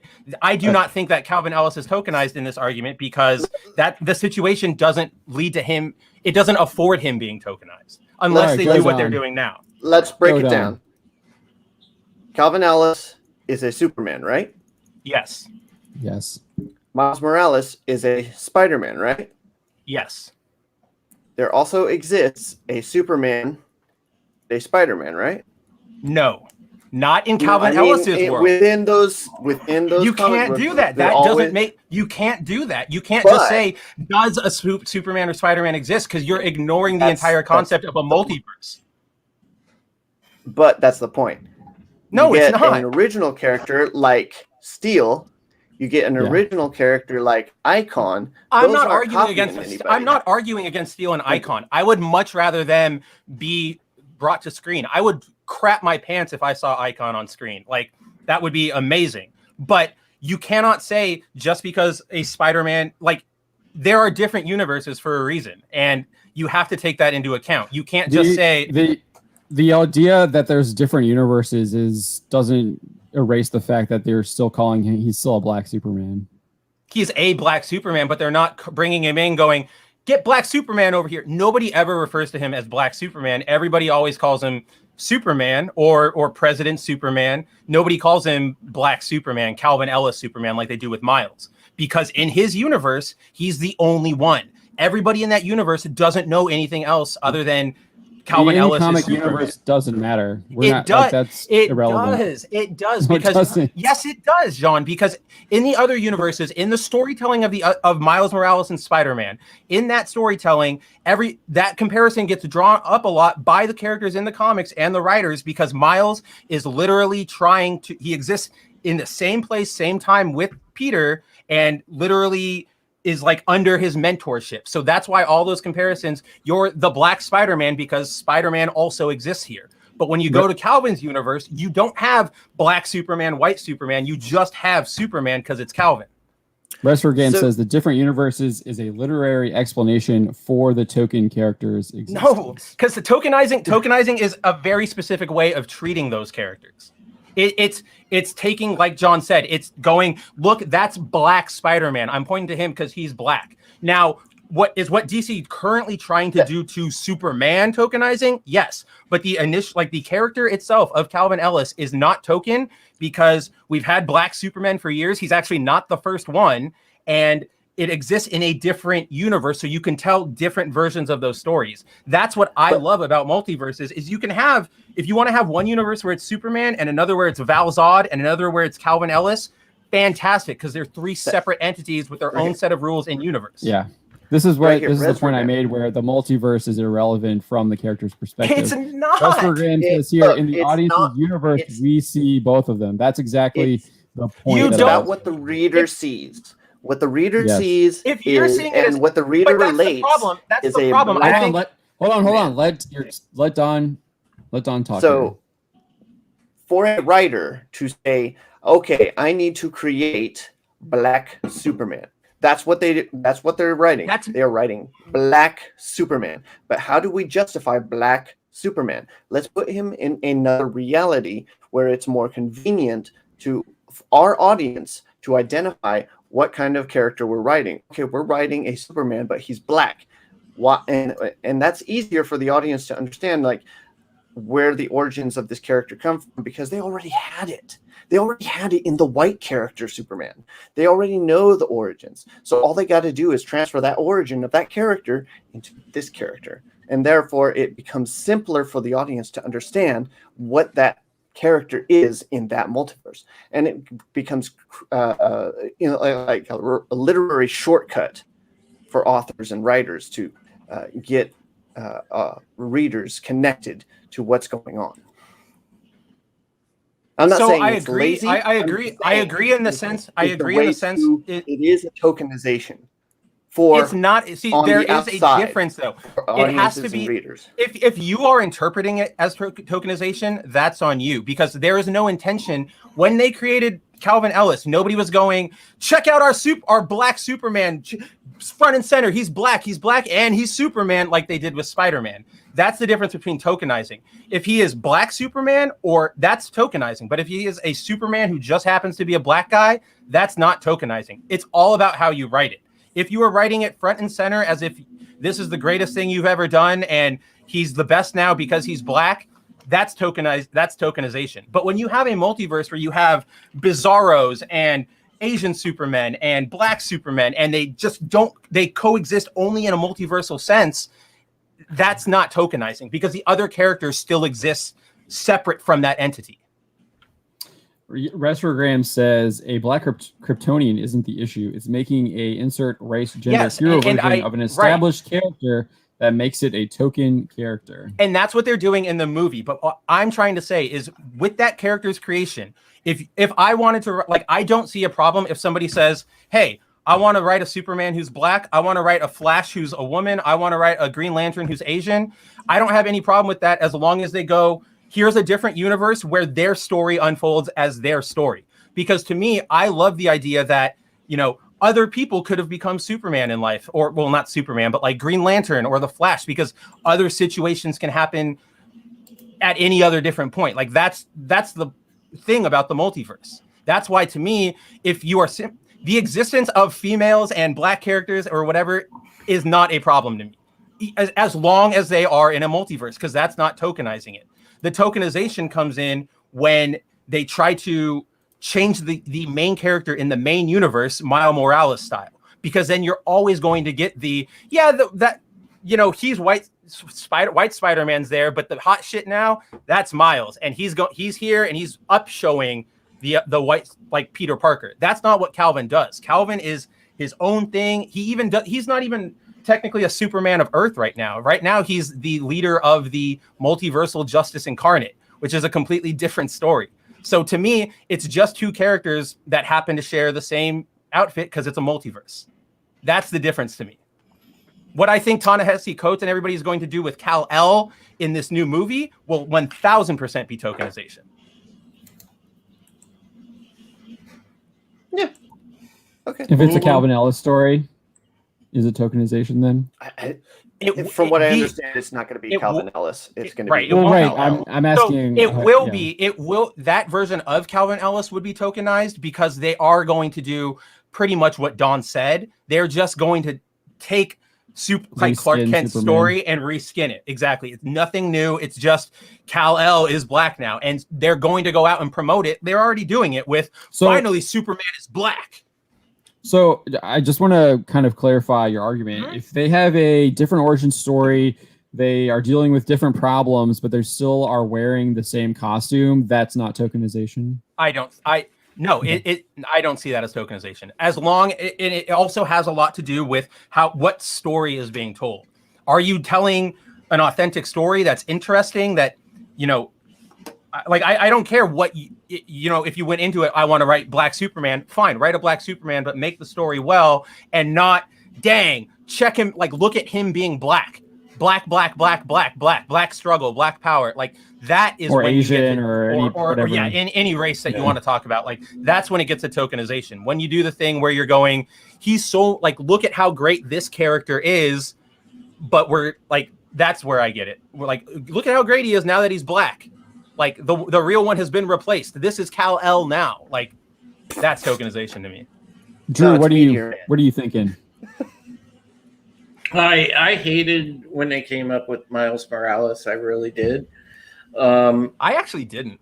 I mean, it was an okay character, but it was not Peter Parker Spider-Man to me. And that's the essence. Supposed to be. I mean, he died. Peter died. I know that, but the essence of Spider-Man, I mean, I guess given that he took up the Spider-Man mantle, I can understand it. But still, I don't know. I feel like it was even back then like a little bit of, well, let's take a victory lap and just say we have a minority.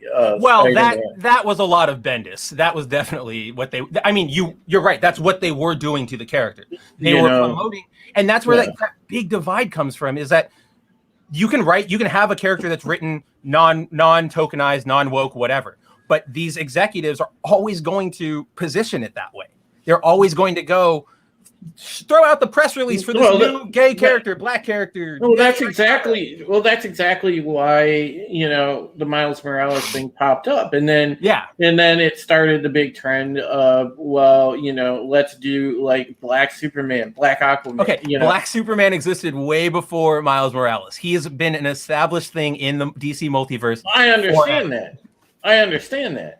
And I get that they could do it in a different dimension, but I still feel like in a lot of ways that these characters are, you know, hey, look, I'm the alternate Superman and I'm black, blah, blah, blah. You know, it's just like, it'd just be like saying, you know, oh, look at me. It's a look at me character. It's not, you know, necessarily. See, I think it's all about how they're written.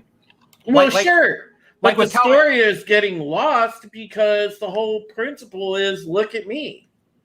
And that's exactly what... Well, it depends. Like Calvin Ellis wasn't like that. Calvin Ellis was 2009, Final Crisis #7. Miles Morales was 2 years later in Ultimate Fallout #4.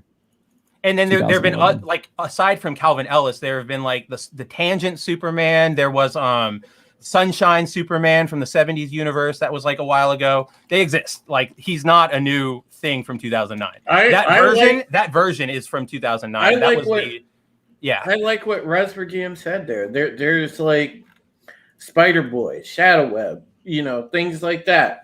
Spider-Man 2099 was a completely different Spider-Man. Oh yeah, it's so awesome. You know, great. I love him. But the thing is you know that they're different. Okay, but here's the question, Drew. Would you have looked at 2099, Spider-Man 2099, who is Mexican and not Peter Parker? Would you have looked at him the same way? Would you call him a token? No, because he's a completely different Spider-Man. That's what I'm saying. That's exactly what I'm saying. They didn't as him as the first Latino or Latinx or whatever. They did, though. They did. But when you saw that cover, you saw a freaking Spider-Man with high-tech shit going on with blades coming out of his fingers.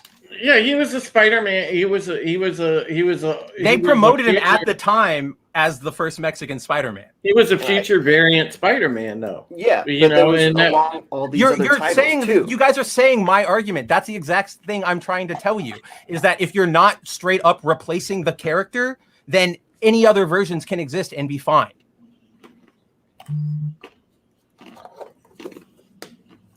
I would argue that Spider-Man 2099 is token. I would not argue that he's token in the least. Have you read 2099 at all? Like Spider-Man 2099? No, I have not. Yeah, but he's still Spider-Man 2099. He's still Spider-Man. Right, but he's not a token. Nobody is sitting there going, he is a Mexican Spider-Man. Look at him, look at him, look at him. He's just another Spider-Man, just like Calvin Ellis is another Superman. 2099 technically isn't supposed to exist alongside Peter. Yeah. Nightwing and Robin are different characters. Yeah, 2099. So when you think I don't know what the Nightwing and Robin has to do with it. I think they're not so when you refer to them, they're not they're separated by their names, right? When you think of Robin, you're just like which Rob? Well, that's hold on. When you think of Robin, you have to like, all right, are you talking Dick Grayson? Are you talking Tim Drake? Are you talking Damian Todd? Yeah, but that makes sense. It's just like sports. Oh, who's the shortstop on the Padres now? Not the shortstop I knew before, not the shortstop from 80 years ago, but he's the shortstop for them now. He just came into that position because the other one, whoever was shortstop before, left or was traded or is just gone off the team. They don't exist in that same universe anymore, essentially. That's exactly what's happening. But I also think that they're also introduced as their own character before they become Robin as well. I think so. I do think that's different. Like you meet Dick Grayson before he's Robin. You meet Tim Drake before he's Robin. I mean, I don't think that has any bearing really on the argument, because like you meet Miles before he's Spider-Man, you see Calvin in the middle, like not before he's Superman, but like he's in the White House, then he opens his shirt. Like I don't understand the argument there. I'm not saying that the tokening is you can't enjoy it because of its tokening. And $20.99, right. Yeah, if you can argue it's a tokening, but you can also argue that there's some great story elements in there. I liked Spider-Man Into the Spider-Verse, even though Miles Morales is a tokening. Can they do the same thing with Calvin Ellis? I don't know. And under J.J. Abrams' direction, I'm not defending the movie at all. I have no faith in the movie. Right? Yeah, no. All of these arguments toward the movie, I'm 100% on everybody's side with this one. Like the issue is in the year of 2021, our Lord, we're experiencing hyper kind of orgasm of all this shit, and even an inch goes a mile. Mm-hmm. So any kind of like twitch or like bullshit that's coming from the other side, immediately we're jumpy. We're on all alarms because we understand. And I totally understand bad. That. But at the same time, I think a lot of, like, I've been saying this for the last couple of streams, like I think a lot of us need to step back a little bit and not be so on edge, because at this point you're shouting at, weather balloons and windmills claiming that they're aliens and monsters when it might not be. Like, yeah, I get it that some of the lights some of the lights have been monsters, but you can't look at all of them as being monsters. Like, that's just I don't know. I just don't think it's a healthy way to live, to be so on edge that any little thing, without you having more information or letting it have a chance to prove itself, is I can't. I don't know, man. That's a wonderful thing. People are questioning your white Black Panther comment in the So there chat. Was a white Black Panther, guys. It's Cole. Kevin Casper Cole was Black Panther for a short stint. He later got his own identity as White Tiger, or as White Wolf, but he did wear the Black Panther suit for a time. So he is a white Black Panther. You think Marvel would pull the trigger and make Bucky the Black Panther? Dude, that would be awesome. No, he's the White Wolf. He made that like abundantly clear. Just follow the comics. Just to follow the comics. Make White Wolf the Black Panther. Yeah, I guess he's the third character to use the name White Tiger. Yeah, there's like 400 of them. Yeah.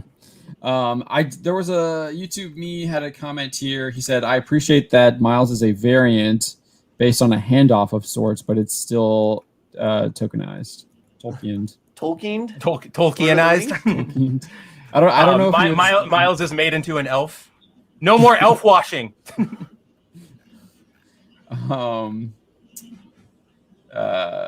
Roof Korean says Black Cougar was a white dude. Black Cougar! Oh no. Yeah, Restogram did not know that they had a white Black Panther. Not a lot of people do. They don't like to. I wonder why they don't like to talk about it. Yeah, he was not Wakandan, I assume. I don't think he was Wakandan. I think he might have actually been related to T'Challa. Or something happened. Son of hardline African American cop Jonathan Payton Cole and a Jewish mother. Oh wait, that's what. Yeah. So he's not white. He is white. Are we really going to do this? If he's a son of an African American and a Jewish mother, he's mixed, right? Is Jewish not white? Like, that's the thing. Is like, how far are we going to make this purity test? Yeah, well, right. Am I not white? Am I not Asian because I'm half? I don't think most people would say that he's white. I don't know. Yeah, it's because people are too. They're too. It's racism, honestly. Like, yeah, a lot of people. I see it on Twitter all the time. Mixed people don't count. You're not black enough. You're not dark enough. Whatever. If Cole here wanted to claim he's white, he's white. If he wants to claim he's black because he's both. That's the thing with being mixed race. You are both. I'm so sick of the purity tests. It's 2021. You are nothing. I'm nothing. Yeah, I know, because I'm half and half. But I'm saying, in my personal philosophy, half. whatever you guys are, if you're half Hungarian, a quarter French, and a quarter Italian, you're all three of those. You can claim that identity. I don't abide by purity tests. Restrogame says I'm mixed race, half Korean and half Hebrew. I only get called white for bad things. Yeah, exactly. That's what they do. That's exactly what happens. And then watch Restrogame. It's the insidious language of critical race and social justice theory. They'll call you white for bad things, but then in the next breath say, "Oh, Jewish people aren't white and they're oppressed. They're different." And it doesn't make any sense. You hit the nail on the head. They just want to elevate the non-white and crush the white for some reason. Or not crush, but like ignore it, get it away. Demonize it, if you will. The white demon. More looks demons like than Marvel. He uses pistols, it looks like. Yeah, dude, he's double gunners. He keeps that going when he's White Tiger, too. It's awesome. More pistols, the better. And then he has a suit later on where he gets like the knife, like the cool tack knife up here, which I like. They removed the pistols from Falcon. I know, that's what I'm saying. Give it back. He had Uzis. Yeah, those were cool too. They like flipped out of his wrist. They just like dropped down and. This cover that they have for where is it here? Where he's like got this like black jacket on and he's in the White Tiger suit. It looks like, and he's all bloody. Yeah, that is a cool cover. Isn't that cool? Let me pull it, see if I can share it. I'm trying to find it again. Ah! I got it. Okay, you got it. Yeah. It's pretty cool. There it is. Yeah, that's cool. I That's like that. so rad. Yeah, and I like the lighting and the blood red moon in the back. The blood red moon really sells it, I think. And then like the eyes are super white. More heroes like that. That's the nice compromise between like the old school costumes and the leather jackets from the first X-Men movie. Yeah, I do like I like how he's like, it's kind of weird he's wearing a jacket in the over top of the suit. Where else are you gonna put the guns? Just for style. I don't know, dude. In the if it was MCU, the guns just are part of the suit and they can like, pop out. Because what is it's all freaking vibranium, right? Mm-hmm, yeah. So, I hate that.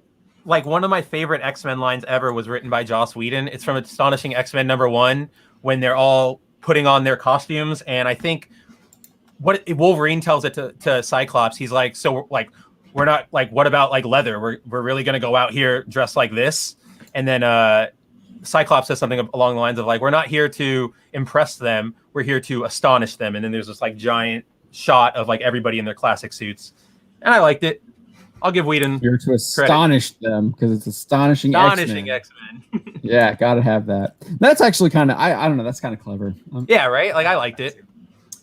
All right. What else do we want to talk about? What else do we have here? We gotta pull this up. We got Shang-Chi. We got Gang. Yeah, let's do the Shang-Chi thing because I think this is hilarious.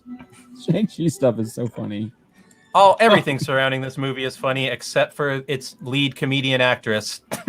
I want to see Shang-Chi versus Shang Tsung. The people in China don't like her. The people in China don't like her either. So China, let's shake some hands. It's that meme like me, China hating Awkwafina. Yeah, that's like the Rocky, right? That's from Rocky. Is that from Rocky? Or no, it's from Predator. Predator, right? Yeah, because it's Arnold. Son of a bitch. Yeah. Arnold and Carl Weathers. Yeah, and Carl Weathers. Yeah, Carl Weathers. They got you pushing pencils behind a desk. Who's from Rocky, right? Right. He played Apollo Creed. Yeah. Yes. Apollo Creed. Wait, I thought wasn't that Mr. T? Carl Weathers was Apollo Creed. Carl Weathers was Apollo Creed. Yeah. I couldn't remember if they were two different fights or what. No, I was about to revoke your license there. Take it. Yeah. I only know him as Grief Karga. All right. Yeah. Oh my god. Oh, you do know the name though. You know. Yeah. Now I know it only because I'm looking at it. Yeah, so I thought this was I was kind of I guess I'm not really shocked about it because Mulan like just absolutely bombed in China as well. But yeah, so there's this report came from Variety, big Hollywood trade there, which all the Hollywood trades are literally owned by the same company. If you didn't know that, they're all owned by Penske Media now. Which interestingly, I didn't realize this Deadline was like a blog, like founded in 2001, whereas like Variety is from like 1905. I thought it was along the same lines as Variety, honestly. I did too, but no, apparently it's pretty new. Deadline is relatively new, and it was just like a Hollywood gossip blog, I think. And obviously they've turned it into like a Variety and Hollywood Reporter, a full on trade thing. And it does seem that a lot of the it does seem that like celebrities do go there to release their statements. I do feel like I do see that a lot. Yeah, and then the studios go to like the Hollywood Reporter, whereas like the actors and actresses go to Deadline, even though they're literally owned by the same company. So I don't know. It's just weird. It's weird. And then Variety is the place you go to for like the sit down, like the long form, like interviews, the round table interviews.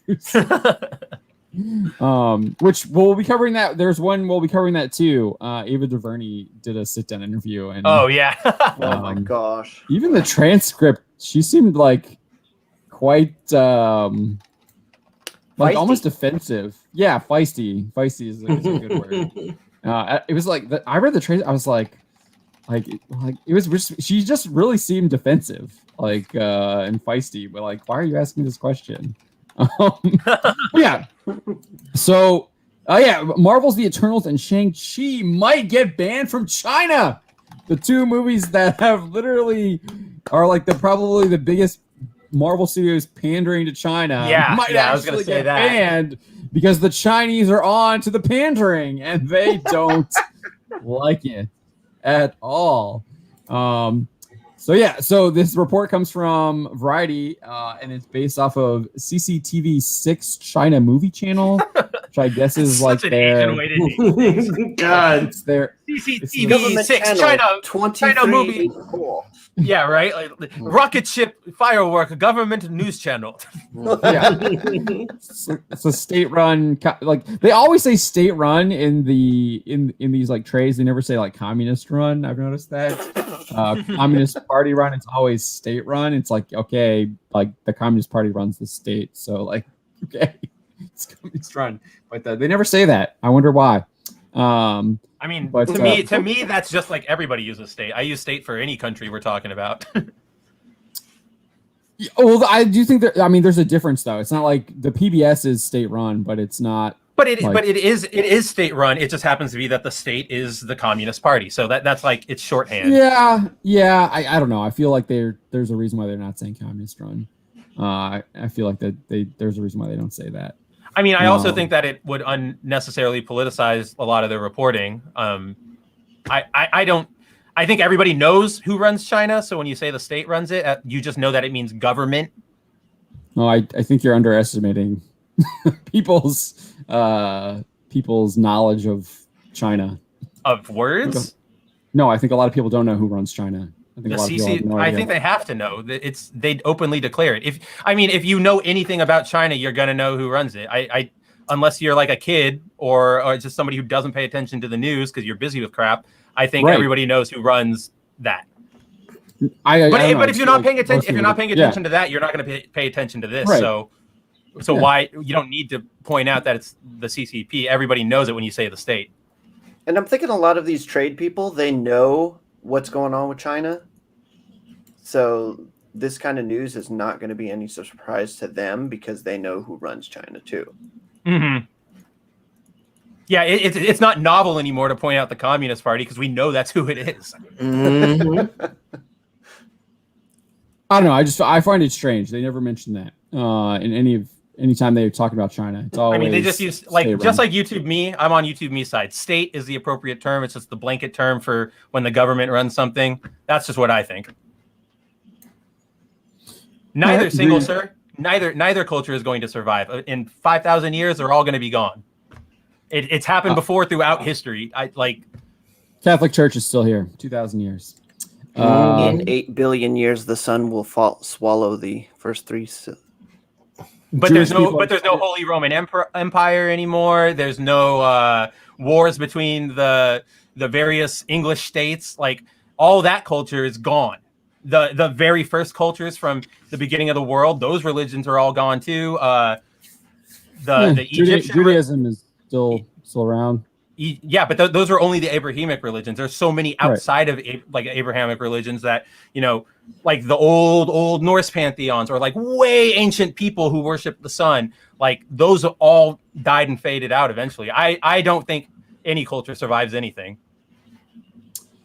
Variety's Rebecca Davis reports that the CCTV6 China Movie Channel aired release dates for 8 of the next 10 Marvel Studios films, but did not include Shang-Chi and Eternals, which are expected to hit theaters following Black Widow on September 3rd and November 5th. So there's the next 3 films coming out are Black Widow, Shang-Chi, and Eternals, and they decided to omit Shang-Chi and Eternals from these release dates in China.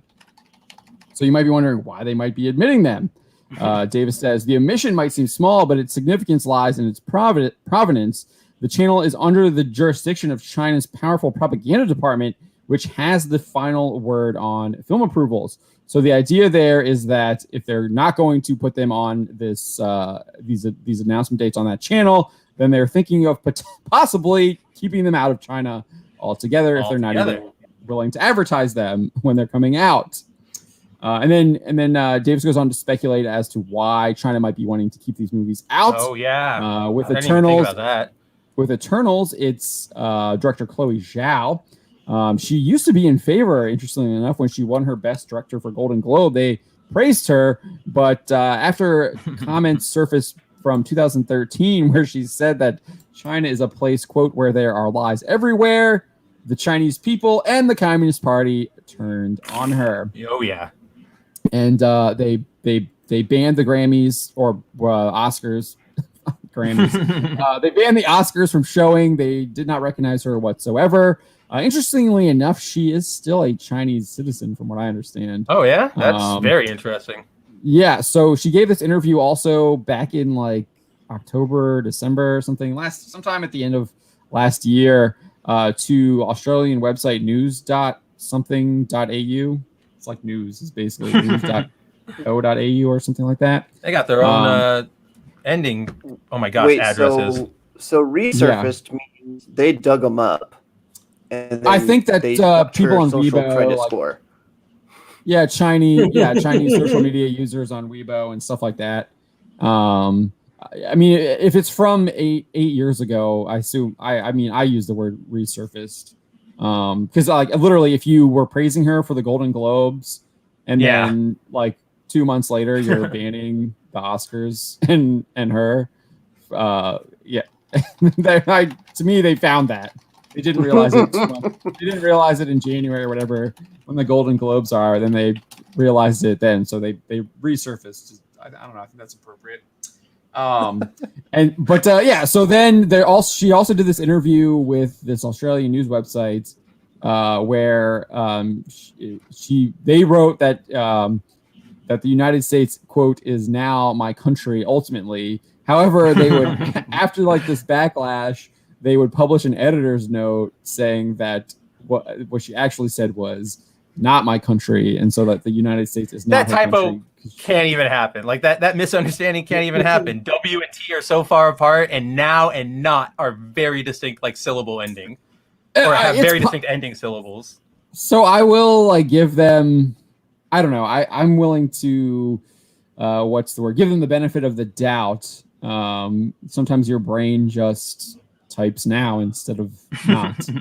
I get that. You're very far apart. They are, but that's what I'm saying. But sometimes your brain just thinks now instead. But don't you think like that was up for like a while, wasn't it, before they made those edits? Months. Yeah. So yeah. I feel like you would have caught that beforehand, or somebody would have reported. Like if Chloe Zhao said United States is not my country ultimately, it also just doesn't flow with what she was saying beforehand. Mm-hmm. Because she was criticizing China. She was saying like, I don't consider myself a Chinese citizen anymore, but more of a U.S. one. Yeah. Can you do you have the other one pulled up? Let's switch so we can look at it because I don't think I linked it in there. To which one? The news one. It sounds like you have the news one.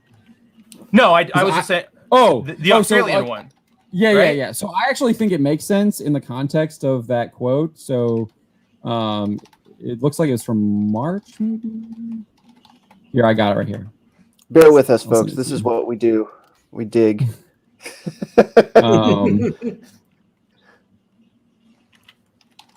I sent it to you. Yeah, I had it open. Okay. So she says here.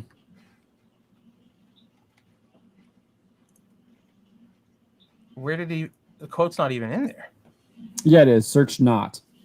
Deleted. Control F not. It's the second one. Oh, there it is. Yeah.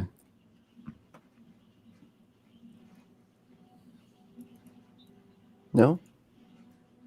No, it's there. The editor's note is at the bottom, but I'm just waiting for Spencer to pull it up. Oh, you want me to show it? Oh, sorry. Yeah. I thought we were just going to read it. So yeah, so sorry. I was like I was just waiting for you to pull it up because I was like, okay, you got it up, right? I thought you and I were just going to read it. My bad. No, here it is. Yeah, so she says here, because I don't have the same kind of burden on my shoulders or feel the weight of history and is not my country ultimately. So maybe it's easier for me than how I see my friends are reacting, especially this year. And like before that, she says, I've been thinking about it a lot because I used to think it didn't matter that I wasn't born here. But as time goes on, especially this year, maybe it does. So I don't have the same kind of burden on my shoulders or feel the weight of history and is... Yeah, so to me, the not makes sense in that context, whereas the now doesn't. That's fair. I can see it in the context of it all. Yeah, that makes more sense. Yeah, that does make sense. Okay. So, yeah, because if you, especially that part above there, even though they did add that huge, it didn't matter that I wasn't born here. That's like pretty big. That's I don't know I wonder if they made that edit too. If they made that edit, then I might be a little bit more skeptical. But they say in their editor's note that they didn't, and I don't know if it was archived or not beforehand. I didn't check on that, but I don't know. That's why I guess I'm a little bit more willing to give them the benefit of the doubt because in the way it's presented here, it makes sense using not and like now being the now. If you use now, it doesn't really make sense to me. It's weird. But if we go back to the Shang-Chi Eternals article, by just an aside, it is archived with the "Now My Country," and it specifies the U.S. Does it have it? It didn't matter that I wasn't born here. Yeah, it does. Okay, so so I think that is still to me that's just a mistake, and I see mistakes that I made from like 2 years ago in articles that I'm looking at. So. That I just missed in the editing process. So that does happen. So I don't know. I'm willing to give the benefit of the doubt on that. Retro Game says she spent her entire adult life here. She's technically lived here longer than me, and I'm a patriot. In Australia, I thought Retro Game's in Australia. Aren't you in Australia? Maybe I'm confused. All right, but if we go back to I'm sure he'll get back to that in the chat. If we go back to the Eternals article, though, so they took issue with that, even though it seems to be a misquote. But I do think the bigger problem part is that 2013, where she describes China as there are lies everywhere. She was kind of shining a light on the truth. That there, and so that's why they have an issue with Eternals.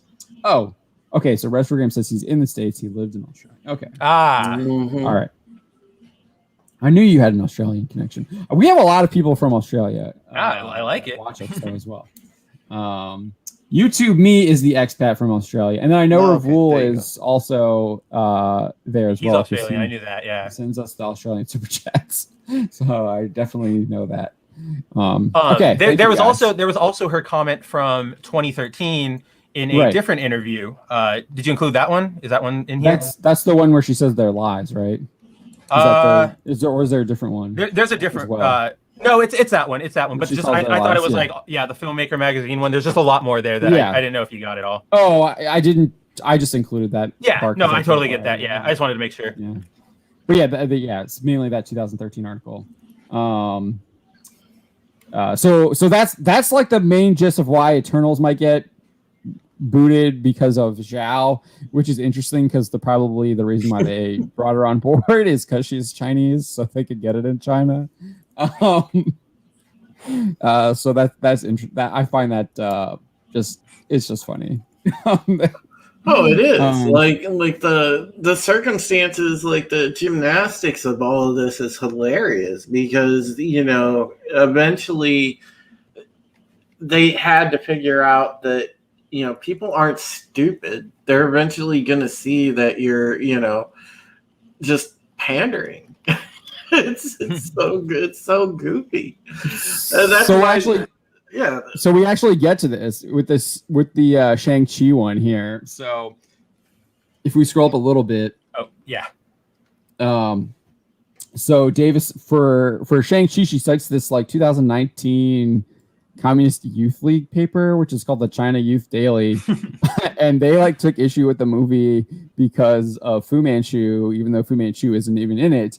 And he says, although the paper said, although the Mandarin is not the same person as Fu Manchu, it still is under the shadow of Fu Manchu. Even just the announcement of the characters has caused huge controversy in China. Marvel wants Shang-Chi to earn money from global audiences, but faces a big challenge. The film itself will decide whether it will end in tears or laughter. So they're taking an issue with Fu Manchu, even though he's not in it. And like, so that's so here, yeah. He is. They literally just renamed the character. No, but that's what's so funny is that they renamed the character. They went, oh, that's going to be offensive to China. Let's rename the character. Yeah. And China still goes, doesn't matter. I know who it is. Yeah. Yes. So and so you pissed off China, who you were trying to like, and then you've pissed off the comic book fans who you ignored because you were appealing to the Chinese. Right. So by sitting on the fence and trying to appeal both, they appealed none. They appealed to none. Yes. So there's Weibo user says, so you changed the name and it's not Fu Manchu anymore. The Mandarin is inherently a character that blackens the image of the Chinese people. I guess they don't like the way I don't know. To me, they show these guys as like intelligent, smart, like. Yeah, I mean, you could make an argument that maybe like the way he's drawn is racist, but it's like, no, I mean, his original appearance is a little caricature. I agree with that, but like. Again, like John said, he's a good character. He's smart. He's scheming. There's a reason Shang can't beat him. In the first Shang-Chi comic here in Marvel Presents or whatever it is, 15, I think I have it there. Special Marvel edition. Special Marvel edition 15. These books are so weird. He literally his goal was to like rebuild like the Mandarin Chinese Empire in the beginning, except that he was defeated by this like British doctor who like like somehow like saps his powers. I don't remember. But then comic magic. But yeah, then like Shang-Chi goes on this mission to kill the doctor or whatever. But he befriends the doctor. The doctor tells him his dad is like an evil like piece of crap scumbag, and then Shang-Chi like fights him, but and loses. But yeah, so like if you scroll down, like you can see like obviously that's him there, but then here he is here, and I mean this is and this isn't even an original Marvel character. I think they took this from a group of. I think they took it from like a set of novels, and they got the rights to Fu Manchu through the novels, and then they lost the rights, so they had to rename Fu Manchu like Zhang Ji or something. Really? I had no idea about any of this. Yeah, they had to like rename him so they could like basically still use. I think they renamed him. I think Jim Zub renamed him or something in like a. Did I do the write up on this? Relatively recent. I don't know. It might have been Zub. I know they renamed him. Zhang Zhu. Zhang Zhu. There it is. What did I say? Zhang Ji. You were pretty close. Yeah. Zhang Ji. Gong Li is in Genshin. Maybe I was thinking probably. But yeah, I mean, I don't know. He looks. I mean, dude, this is crazy. Like, I had no idea about any of this. Like, this is Fu Manchu before he shows up in Marvel, and like his two goons were there and everything. There it is. That's so crazy. Yeah, that's wild. It's like a Watchmen situation. But like if you read this like description here, this is the British doctor, I think, telling Shang-Chi about Fu Manchu. So can you blow it up a little bit more so I can read it there? Here, I'll open up the image to blow it up. Yeah. Okay. Yeah. It was 1941, and I was agent of the British government stationed in Burma. When I first heard of that Burma, you don't hear that word at all. Of a certain man, I guess to your point, like, right? They don't last very long. A man who spoke every civilized language, and most of the barbaric. So like, dude, like speaks like in like all kinds of everything. Yeah. An adept in all arts and sciences, taught in universities and certain obscure arts and sciences no university of today can teach. A man with the intellect of any three men of genius. In short, I learned of him. Like, so that's how they're describing Fu Manchu as like this like brilliant genius guy, except he's using his brilliance for evil. He was ancient then, older than I am now. Oh, sorry. But by 1932, yeah, he had developed so he like literally created Elixir Vitae, the oil of life, to preserve and prolong his vitality. If anything, he has grown younger.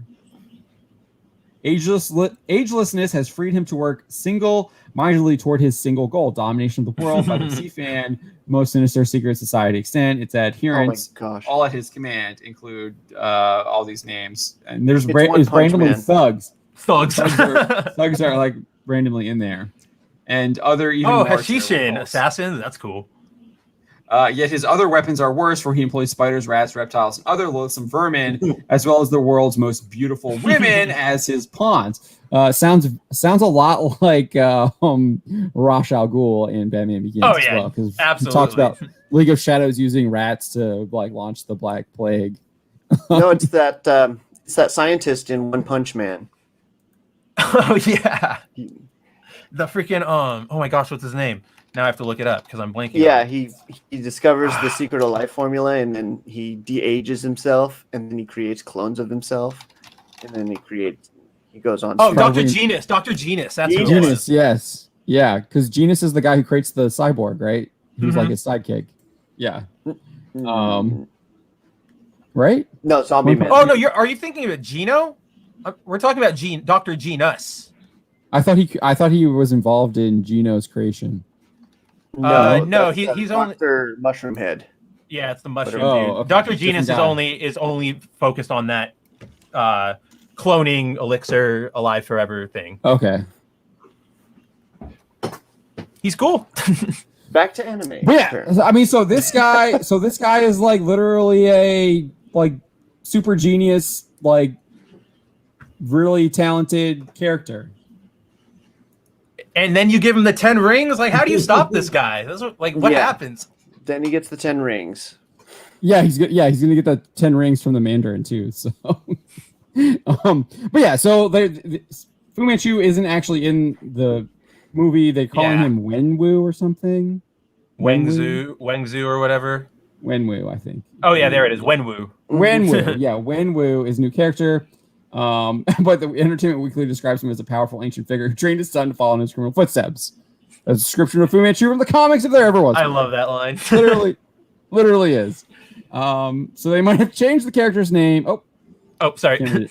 But it seems Wenwu is taking on the same role as Fu Manchu. Like literally, that's what except he's getting the Mandarin 10 rings too. I guess I didn't add that, but yeah. It's the same role. Yeah. Yeah. And what's interesting too is that if you go back up a little bit more, if you go back up with the Schwartz guy actually talking about him, right there, right there. I think no, one more down. There it is. User added. Right there. No, where is it? Type Control F Schwartz now. There he is. There he is. Yeah. Oh, so new Schwartz, character. Yeah, Schwartz. He says that he's a new character created entirely for the Marvel Cinematic Universe, and that he's gone by many names, with one of those names being the Mandarin. So, like, he's Fu Manchu and the Mandarin, and he's like, and he's Wenwu, and it's like, okay. So now with another person being the Mandarin, because we've got Trevor Slattery or whatever his character's name is, and then we've got the other one who we actually see. and then this guy. So now you're just turning the Mandarin into a name. I don't understand what they're doing here. Do we see the Mandarin? I thought you see.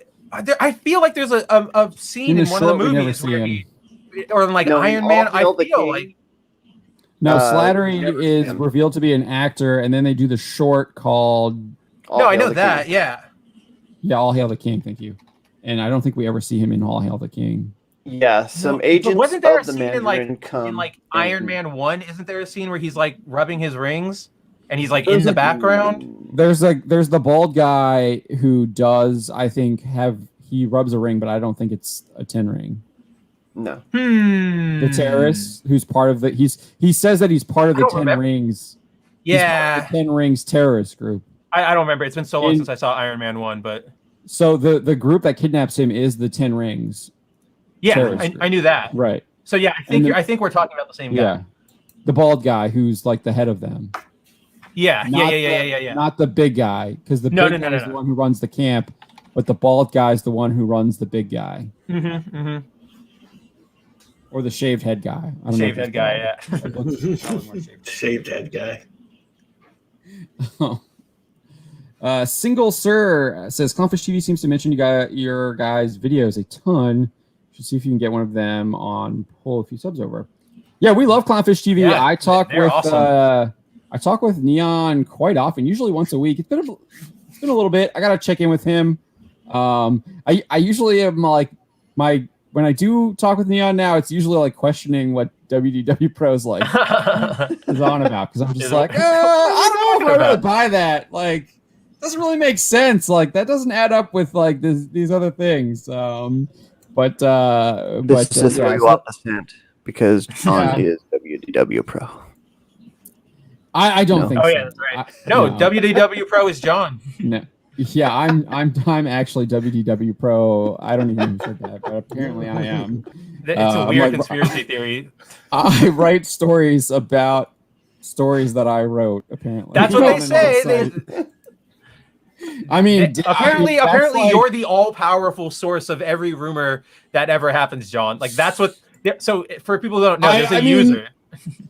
I did just appear in Doomcock's video. Maybe I am his anonymous source. Maybe you are. Maybe you're also Doomcock. YouTube me might.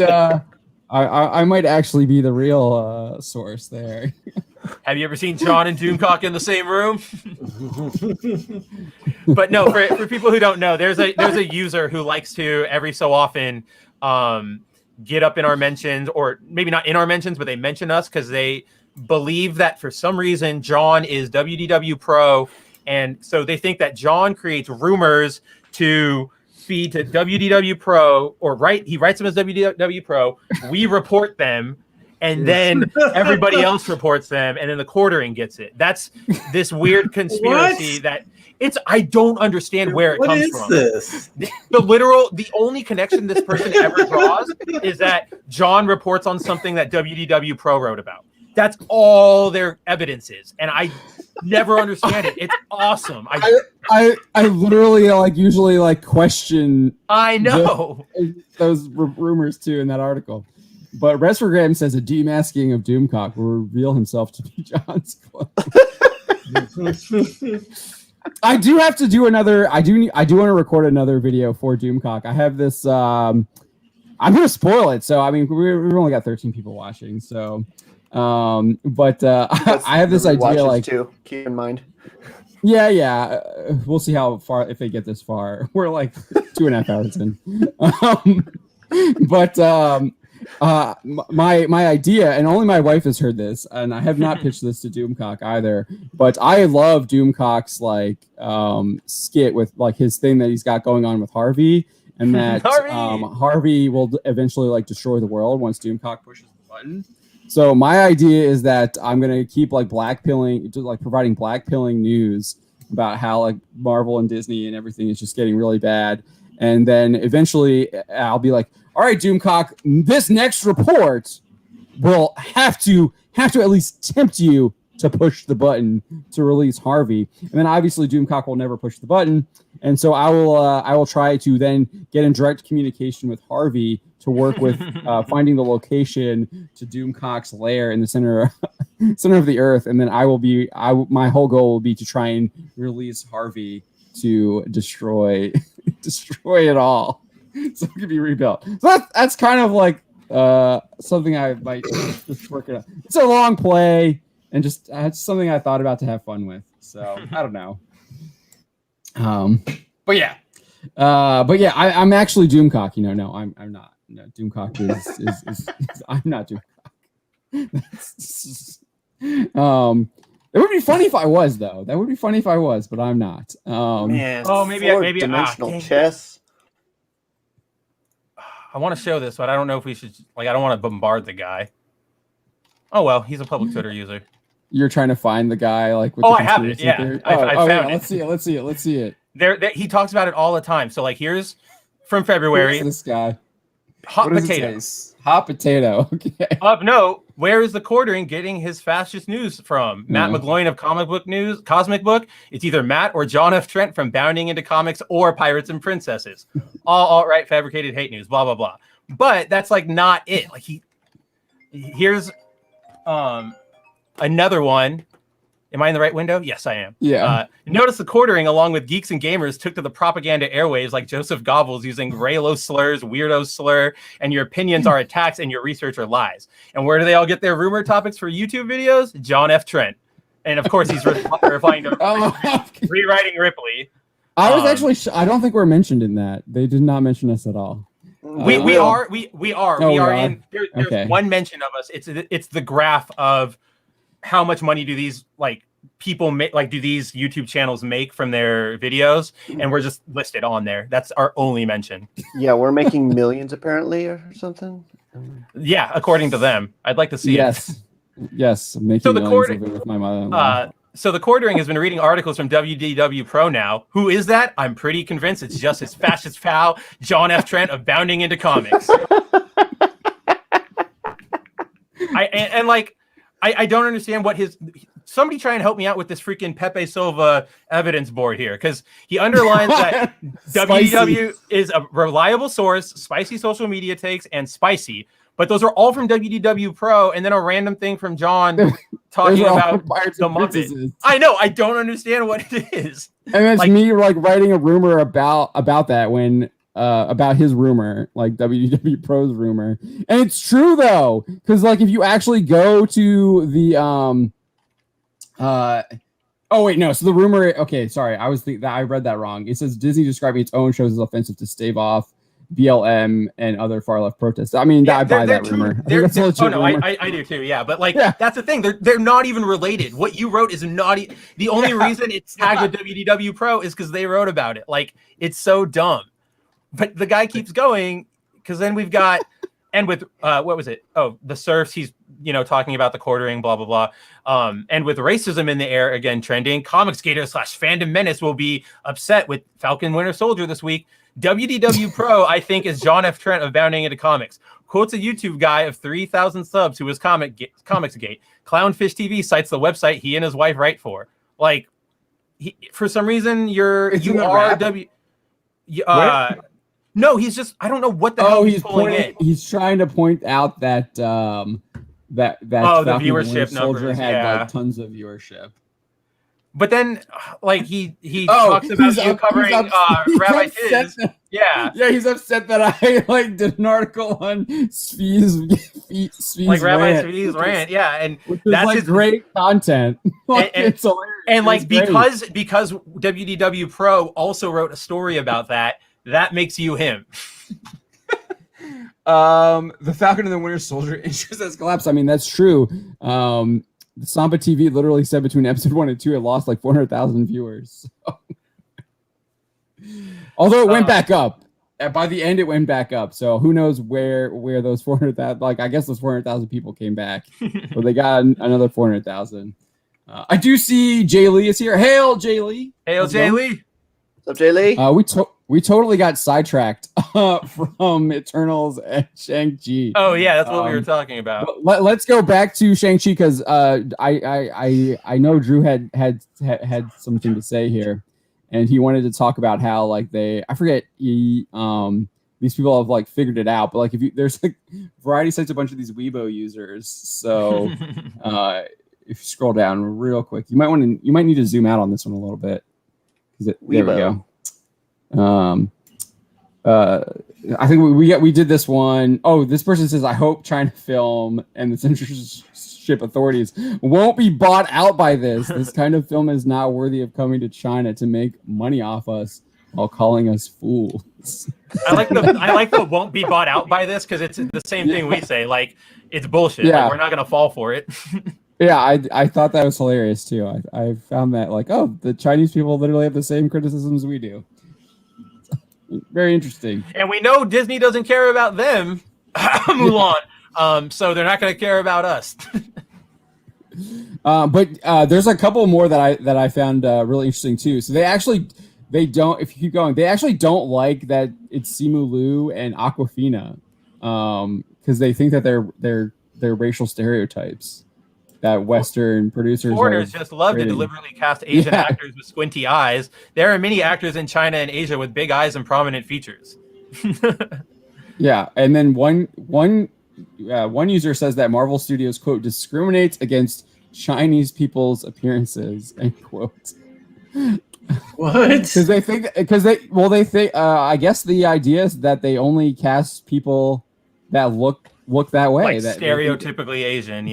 Yeah, that had like squinty eyes, and that's the thing. Like, you can't win. That's the thing, Marvel. Look, when you play like Don said, when you sit on the fence, you're gonna get a fence post up your butt because nobody's liking this. The audience you wanted sees the exact same thing the audience you didn't want saw. So maybe you should go back to the drawing board. Your eyes look closed. You can be Asian. Oh man, cast him. Here's the thing. X-Men Days of Future Past, they put Fan Bingbing at Blink. What did the Chinese audience do? Nothing. They disappeared. I actually liked her as Blink, by the way. They should have used her more. Too. Well, she was also like the top Chinese actress in China at that time. Well, that helps, you know. She became persona non grata because they didn't like that she was like trying to avoid paying taxes or something like that. I think that's what it was. It is that. Yeah, she had some like scheme to avoid paying like some dues or something like. That's what it was. I remember that. Yeah, she disappeared off the face of the planet for about a few months. There was a good time where I was asking Don like once a week, like, is she gone? Have you seen anything? Literally, she had disappeared. No one had seen her, and I'm sure there's still people who are probably like, that's not her. When she resurfaced. Oh yeah, probably. They're like measuring her head and everything. Like, it's a fake. It's an imposter. It's a fake. Luis Morales is saying they stole Sailor Moon Eternal from Toei. Netflix is stealing anime and stamped the Netflix double feature movie on it. Hulu has Sailor Moon and Crystal. Start buying the Japanese. I would assume that they signed a deal with Toei to get the rights. Yeah, like they're not saying it's our movie. They're saying it's exclusive to our platform. Like, it's a Netflix double feature movie because it's only available on Netflix. Like, that's what I see them doing. I do think it's dumb that Netflix got the rights to the movie when the rest of the series is only on Hulu. Like, I think that's really stupid, but I don't think Netflix is necessarily stealing anything. More, if you want to go negative, I'd say it's underhanded, like buying something out from underneath their competitor. And Awkwafina, the bottled water. Luis Morales is right. You should buy physical media. Oh yeah, no, absolutely. Yeah, 100%. At the end of the day, that's regardless of anything. Yeah, they will take it from you. I don't know. It's over here now. No, it's not. Where is it? I don't know where it is now. I don't know. Oh, here it is. Oh no! Okay, there it goes. My cowboy. No, that was just a piece of paper. It's my Cowboy Bebop right here. Hold on to that. Exactly. It's beautiful. And then I have all the super. I actually did buy all the super. I have all the super stuff. All the Dragon Ball Super over there too. Yeah, dude. Heck yes. As well as I have all the Batman the Animated Series too. Yes.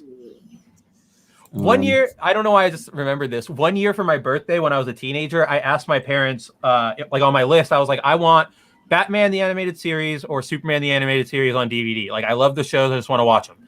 And my parents, God bless their souls, they got it for me, but they got me the editions for the PSP. Like on the little UMD discs. No, no. So I watched them and it was fine, but obviously, like I have no idea where they are anymore. You had a PSP? Yeah, I had a PSP, dude. I sat out in line for a PSP. I camped out for a PSP, a 360, and a Wii. I had a Game Boy Color and a Game Boy Advance, and then like the next mobile thing I had was literally my cell phone. So. I originally had a Game Gear because I had the Sonic. Oh yes, I never had that one. I always wanted it. On the Game Gear, I had Sonic and I had the hockey. I had NHL like Gretzky or whatever. Heck yeah. And those are the games that I played on my Game Gear. The Game Gear was like huge. Like I had like a whole like. I had like a carry pouch for it and everything. Like every time you want to play it outside, you have to go backpacking. I was jealous of you bastards. And then I got the Game Boy Color. And because Sega didn't. I don't think Sega did anything after that with the handheld. They abandoned their handhelds. Yeah, they went on to the Dreamcast, I believe. Oh, yeah, they moved on to console. Yeah. Yeah, I didn't. That was, dude. There was I think the PSP. I was really upset because I had just gotten. I had my like PS2, and I had gotten like Final Fantasy Tactics through the store or whatever, and then I found out that the PSP had like this like Joan of Arc game. Joan d'Arc. And I still have never played it, and I'm like, it's so good. I'm so like I need to find it. I need to figure out how to like it's made for you. Like I know it's like I know it is, and I'm like I wanted to play it so bad. Subject matter, the gameplay matter, like it's totally on point for you. So I'm like that. I'm waiting for it to probably hope. Maybe it'll come on Nintendo. Hopefully, I mean all they're doing nowadays is just bringing all the old stuff back. So let's hope. But I haven't seen it yet. I'm surprised. An RPG set in the 100 Years' War. That's awesome. I know. So, but yeah, all right.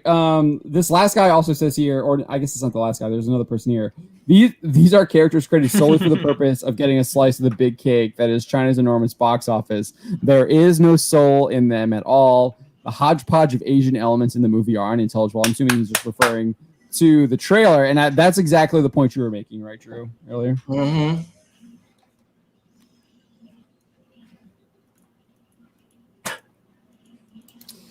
Yes. Retro Game says, I love tactical RPGs. I have Jean d'Arc on my emulator. Okay, it's on an emulator now because I remember in college I could not find it on an emulator in college.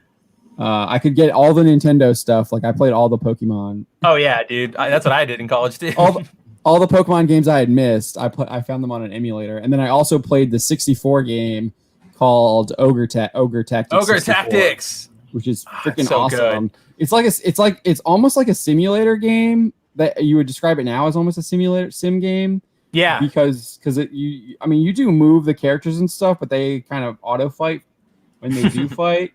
But I like that though. That's part of the strategy of it. It's kind of like StarCraft almost.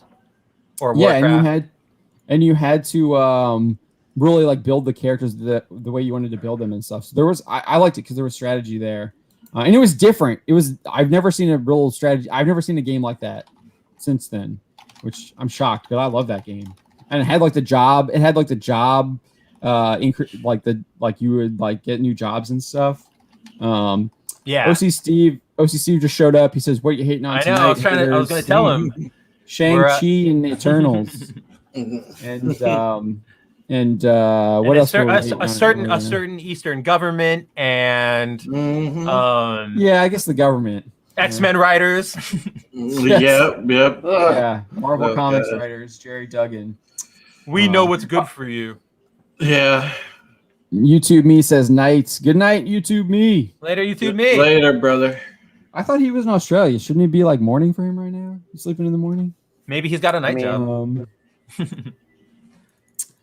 Luis Morales. He's gonna go. He's gonna go eat.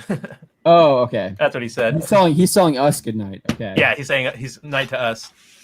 Sonic Chaos on the Sega Master System is the best because of the larger screen frame that allows you to see farther around your character. Sonic that system was so short-lived. I understand why, because it was so bulky and weird, but it had such good games that they still haven't brought back. Bring back all these good games instead of like Call of Duty remastered. I don't need a remastered Call of Duty. They're all the same. Yeah, I guess Sega's just into publishing now, right? They don't really do any kind of hardware whatsoever. No, they do it's mostly like publishing. Like they do Atlas, they do like the Persona stuff, the Yakuza stuff, Sonic. They do the Total War stuff too, right? And the Total War, yeah. Mm-hmm. I actually like a lot of their games. Dude, the Atlas and the Total War, like I do. Man, I have the Warhammer on Steam, but like my laptop at the time couldn't run it. So it just explode. Yeah. But so I do have that, but I'll probably get. I don't know. I might have to try to get the third one. See, I'm just such a console guy now because it's. Just, oh, dude, yeah. Yeah, I would just please port it. Please. On Switch. Yeah, give it to us on Switch. Yeah, but yeah, dude, yeah. I would. I would totally. I really like Total War Warhammer is like made for me too. Oh yeah, definitely. So. OCC, what do you want us to hate on? Should be the real question. Dude. I mean, there's so much this week. Sega? Oh, that's so weird to say. You want to come over and play my Sega? I got a Sega Genesis. Yeah, there's something cool about saying Sega. Sega. Dude, like the commercial. Yep. Say that down the commercial. Wait, remember that commercial? Yeah. Yeah. Yeah. Mm-hmm. It's like that Surge commercial where they're just climbing up a mud hill and they just go Surge.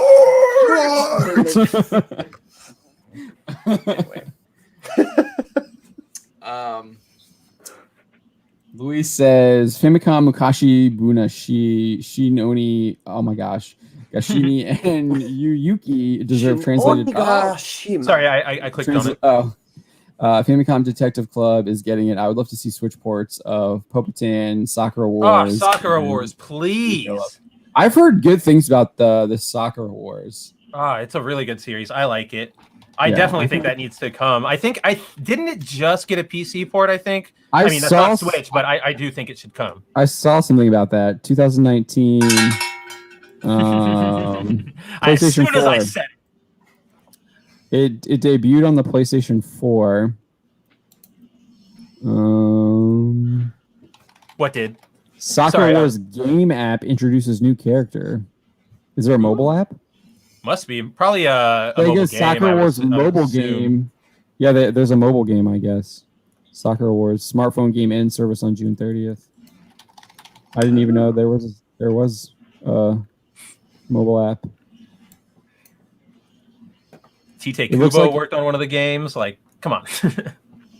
It looks like it was from 2000. There's a PlayStation 4 2019. So I don't know if there's. Oh, there's stuff it's an old franchise. Like there's stuff going back to the early 2000s, and like the late 90s, early 2000s. He's saying he has it. He had it on the He said he had it on the Saturn. And yeah, you probably had Hanagumi Tyson. The Columns game, or did you have just Sakura Tyson, the first one? Because those were both on the Sakura CD. Tyson, he says. Yeah. Oh yeah. So that's just the first one. Yeah, dude, they're good. They're tactical RPGs with like a war setting, obviously, but it's like combining military aesthetics with like samurai anime aesthetics. I played Record of Agarist War. That was a little bit. It was like interesting. It had like these like combos that you would do with your team. So you had to like set them up so they could do these it's definitely like a chess style right SRPG, but you would have like combos with the characters, and that once you beat the one map, you would like pick one of the girls to like mate with or whatever, and then they would have like a kid, and then you'd have to take that kid. Did the kid join your party? Yeah, so you'd lose. That's awesome. You would like lose the party that you had before, but you would get like the kid would be the protagonist for the next one. Oh, that's and it cool. was like, it was actually like the level of difficulty scaled up quite a bit. They made a second one. I never played these. That's awesome. Yeah, I gotta find these now. It was fun. Very Japanese. And then Retrogram says Shining Force. Yes, Shining Force is great. Force. I did that with an emulator in college as well. The original. Loved it. Great. There's so many. Good. There's so many SRPGs that like never made it to the West. It's just crazy how they didn't come over here. It's so bad. At some point in our marketing culture for America, people decided that like Americans don't want slow story-driven games. They need to have like action all the time and always fighting dragons. And that's why you get like a lot of weird box art. Like Final Fantasy has like everybody fighting like a generic dragon, even though that's not what happens in the game. Yeah. You know what was weird too? Chrono Trigger. You had Marl. She's shooting fire. Yeah. And then Frog's on the ground. And then in the snow. And it's like, wait, in the game she doesn't have fire powers. It's literally that one drawing. Which is like the most famous drawing of Chrono Trigger. Yeah. For the Super Nintendo, right? Mm-hmm. Yeah, way back in the day. And then they could have ported Seiken Densetsu 2, which is Secret of Mana 2. Secret of Mana. But they forked on that and they got Secret of Evermore, which is a good game nonetheless. Trade-off. It's a trade-off. It's not Seiken Densetsu 2. Oh, wow. I found this because I was looking on I was looking on Google for that Chrono Trigger picture, but I also found this fan art by somebody. It's awesome. It's like Pokemon. They Pokemoned it, yeah. Yeah. Like there's the ghost tree in the back. Yeah, the ghost tree in the background, and then the deer from X and Y is over on the side, just peeking over. Oh, there's the Pokeball. Okay, it actually is Pokemon because there's the Pokeballs there too. Yeah, but I have noticed that a lot of the ports are like SRPGs now. Like you have Langrisser 1 and 2 that you can get. I got it physical. I got the Langrisser 1 and 2 physical for Switch. There's and even with mobile, you get the Langrisser mobile game. I'm seeing a lot more SRPG mobile games, and they seem to actually be doing pretty well and are successful. Obviously in a gacha style. I am really kind of disappointed in the Disgaea mobile because it isn't the SRPG. Yeah, right. I wanted to talk to you about that too because they keep saying like it's like everything you love about Disgaea is still here. It's like no, you literally removed like the main combat, like the main gameplay. You got rid of the main gameplay element and turned it into like a turn-based RPG, which like I'm not against, but it's not what you're there for. Yeah, it's also like I'm not really the same as the other game that I had, the Final Fantasy one that I've got. Yeah. Omnia Opera. Yeah. Yeah, but it's like, hey, I'm not against hot dogs, but I came to this salad bar for a salad, you know? Like yeah. I have Disgaea 5 for my Switch, and then I've played the first one. Just that game.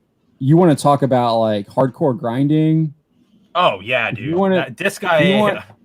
If you want pain, play any of the Disgaea games because they bring the pain. Those games bring the pain. Like if you want to like advance, you have to like fight the same level like 5 times, like over and over and over again. Yeah. And you'll get it's great because you'll get all like, oh, I know how to do this level like that perfect, and then you go on to the next map and you're like, I have no idea what I'm doing here. Yeah, because they have this guy is different with other SRPGs because they have the freaking like you throw the things that change the floor. They can do like you remember you can pick up blocks and they can change the color. That gives you like different bonuses and stuff. And most SRPGs do not have. I feel like Disgaea is like really the only one that has that. Most of the ones I play like, yeah, you go into like a bush or whatever, you get like a defense bonus, but that's about it. Or like you climb a tower, you get more range as an archer or whatever. Right. These guys literally, you throw blocks that can change, like radically change the how you strategize through the game, and then the enemies can do it too. You're Spencer saying he wants localizations of the last 2 Edgeworth Ace Attorneys. Yeah. Have you ever played any of the Ace Attorneys? I mean, they're just like visual novels, basically. But yeah, but they made 3 spin-offs where you're the enemy prosecutor, and they're more like old school 90s like LucasArts games where you when like you say go enemy around. Prosecutor, you mean you're a defense attorney? Yeah. In the main games, in the main series, you're a defense attorney. In these spin-offs, you're the rival prosecuting attorney. Okay. Yeah. But yeah, it's like an adventure game, so you get to like go around different locations, talk to people, find clues sticking out. I don't know. It's really fun, and they ported the first one. They just never ever talked about the other 2, and they're just there in the ether. Luis says, I hate smartphone games. I can never get used to the touch-based controls as I'm right there with buttons. For games that have cards, I'd rather do tasks like completing levels for character outfit cards. Yeah, so for me, for smartphone games, I can't play any kind of action.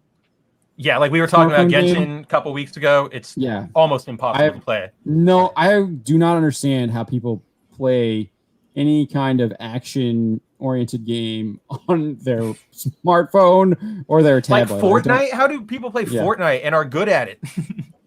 I've seen I like I do follow this one YouTuber who plays Langrisser. He's obviously playing it on his computer. He does not play it on his phone.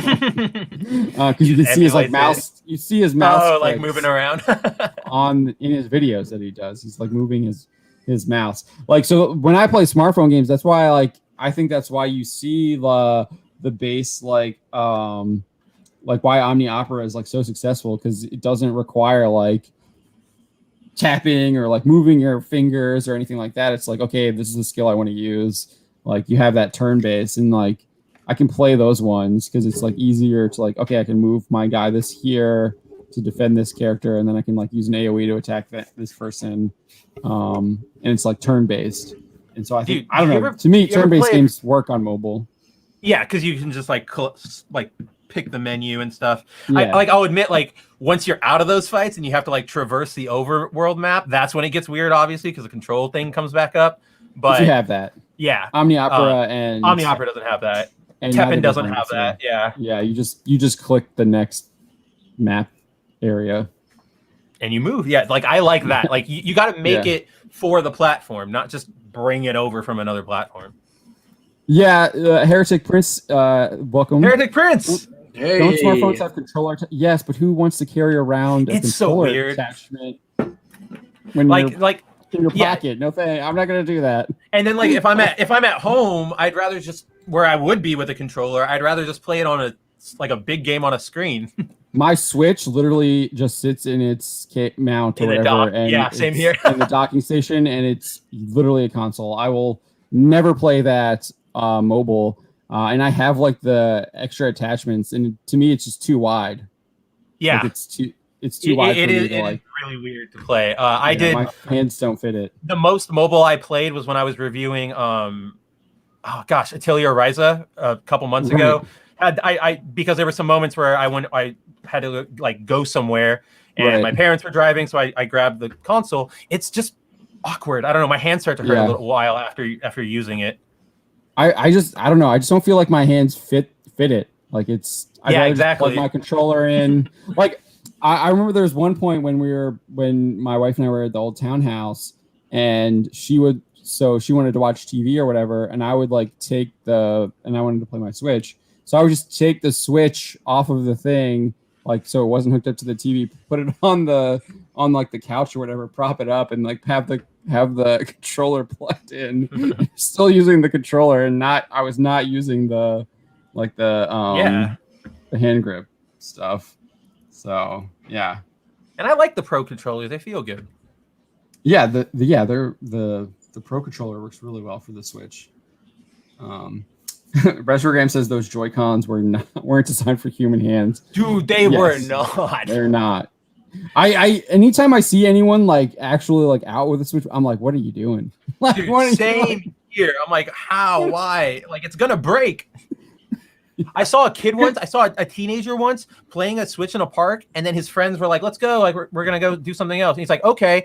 Throws it into his back pocket and gets on his skateboard and just like skates away. And I'm just like looking at him like, "Oh my gosh, it's gonna like you're gonna fall. You're gonna snap it in half." It's like a $300 piece of hardware there. Yeah, exactly. Like, chill out, dude. You can play when you get home. I feel like, yeah, I do feel like the Switch is like, it's like expensive China. Like if you're gonna drop it, it's if you drop it, it's done. Right? It's done. It's gonna break and be done. And you don't bring it out of its dock/display case unless there's good company. Literally does not leave the docking station. But yeah, no, I mean, I don't feel like it's sturdy. Like if you drop it, it's gonna be destroyed. Like that's what I mean, I don't even want to try that because I just feel like if you do, it's done. Yeah, right. Like it's over. Yeah. You know what the result's gonna be. Yeah. All right, it is 12:07 here on the East Coast. So I think we're gonna wrap it up tonight. I had a really fun stream. Glad that Drew was back. We're so happy to see you, buddy. Yeah, it was nice. I think we had a pretty good lively debate about tokenization. Well. I think so. That was actually really interesting. Everybody's perspective. Like I definitely see where everybody's coming from. I really like that discussion. Yeah, no, I thought it was really good too. I thought we all made really good points. And we all learned from each other. Wait. We all learned from each other because we actually had. No, we didn't learn from each other. I refuse to learn from it. I don't believe in learning anymore. If you know things, I hate you. Don, you ruined my jab at Disney because I was going to be like, yeah, we had an actual like discussion where we talked about this. We were listening to the we were listening to their diversity training. Have open discussions, but not the ones we don't like. Right, exactly. All right, so I do want to point this out here. Last comment here from Heretic Prince. He says, I like these guys pointing out carrying a controller defeats the purpose of the phone. Yeah, exactly. Yeah, it does. But yeah, thank you all for joining us. We really do appreciate it. If you have ideas that you wanted to see me do with Doomcock's video, let me know. If you have something different, I'll take that into account. But I do like I'm kind of set on my idea of unleashing trying to unleash Harvey and sneaking me. Trying to figure out where like just doing this really long play of trying to get unleashed. Harvey. There's our boy Jay Lee. So hey Jay Lee, good to see you, buddy. I will throw it to you, Don. What's the word of the day? The word of the day is, I don't know, there's a lot of other stuff going. I still need to publish that stupid video. But yeah. Is it done? It's almost done. Okay. Dude, it's been busy. Oh yeah, no, I know. Yeah. It that was more of a like, dang, like we feel you more than it was like a hurry up with it. Yeah, no, in my mind, it's like I do need to hurry up with it, but also in my wallet, it's like, hurry up with that one too. But yeah, look forward to that video coming out soon, and then, dude, with all this stuff coming out, I gotta write. Jay Lee wants you to talk sports, bro. Let's do it. No, I got Tom Wilson shattering his knee. Fuck that. Man. Or the Rangers losing all their staff. I want to. Half the Capitals team is out when it. I want to do a stream though coming up about. I want to have a serious talk about the wokenization of sports because it's turned me off a lot as a sports fan, to be honest. I'll join that stream. I would join that stream. Yeah, and John, I would welcome that because, you could talk about it from the hockey perspective. I'll talk about from football too. And football as well don't exist anymore. So dumb. And the Washington football team and the NFL and the NFL in general. And, I can talk about it from the baseball sense because, boy, like I said, that's why I threw up Chief Wahoo, the band logo, because, it's a talk that needs to be had because there's a lot of people that are just still like watching sports and don't realize like what exactly is at stake. And, you're losing a lot of tradition. You're losing so much. I think the only thing that's Identity. keeping sports alive right now is literally the gambling. They opened that up during the pandemic, so yeah, everybody jumped into it. Well, dude, that's the reason football hasn't lost too much footing. It's lost a lot of footing, but it hasn't lost too much footing because fantasy football is always going to keep it going. Oh, and the collector's card. Fantasy football keeps it going. I just learned today that Target and Walmart are actually going to stop selling cards like NFL, Pokemon, Dragon Ball, Yu-Gi-Oh, all of them because it's just become a madhouse. It's become a madhouse. The only thing I think that happened last week. The only thing I think that wokeness really hasn't touched so far is like racing.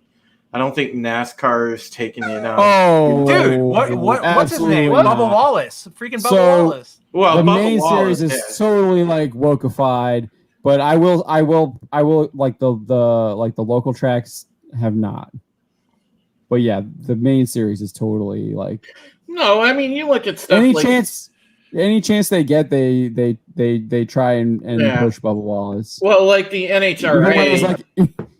Yeah, that's drag racing. Okay, yeah. I mean, NHRA. Dude, the NHRA. You can't. I mean, like the NHRA has had like what's her name, Muldowney, and it's the guy who races for the. Oh my gosh, the guy who races in the Nitro. John Force. No, Force's funny car. I forget who it was. I mean, you can't like. Those guys are actually like really good. Like you can't like wokeify them. They're not like Bubba Wallace where he's finishing like 20th every race. Yeah. These guys are like NHRA champions, and like Muldowney won in the 70s as a woman, and then you got the Ashley Forrest and all that, and then you got Erica Enders and stuff like that. Yeah, no, there's nothing. I haven't seen any kind of wokeness in. Right, I mean, yeah, I guess it's like show up and race down the track. I guess you're right with the I guess you're right with the NASCAR main series. It has gone pretty woke, and if baseball has real bad. Baseball's been dropping off anyway because like there's a lot of things that killed the game. Like this commissioner they got now, like some of the rule changes are stupid. The shift really killed it because nothing is more boring than trying to watch a baseball game and a left-handed hitter comes up and you already know like he's an automatic out even if the guy's actually a good hitter because guess what? He's going to hit the ball right into the shift. And it's like I hate that because, the shift killed baseball for me anyway. I hate that. I like the purity of the game and it kind of took a lot of that away. And then I don't know. Basketball was real. Basketball is like the worst offender. Well, it's got LeBron. Dude, it's your boy. It's your boy from Cleveland. I think this is a great. I think we do need to have this discussion because I actually just kind of thought like NASCAR did bring back Larson after he like dropped that like racial slur. So I haven't really I don't think anyone else has really done that. No. Shown forgiveness or mercy for that after he apologized. Yes, small time. I agree that. Yeah, I modified extra innings is stupid. I do think we need to have this conversation. I just like so you just set up a time and we can do it on your channel if you want, Drew. Yeah, absolutely. If you guys are not busy like Saturday or you want to do it like later Sunday afternoon. That's fine. Saturdays are pretty much off for me. John. Yeah. I'm pretty much because I swim lessons and then this Saturday I'm going down to my parents. So Sunday after you're done with church and everything, dude. Yeah. Yeah, Sundays might be better for me. Yeah.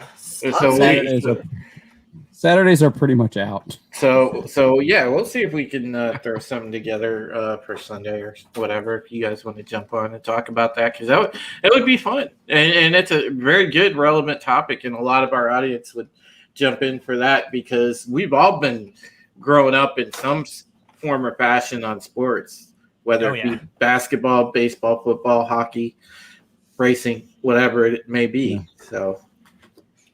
All right, Spencer, what do you got going on? Yeah, what do I have going on? Well, as always, you can find me on Twitter at KabutoWriterMav. You can find me pretty much daily on Bounding into Comics, and that's what I've got going on.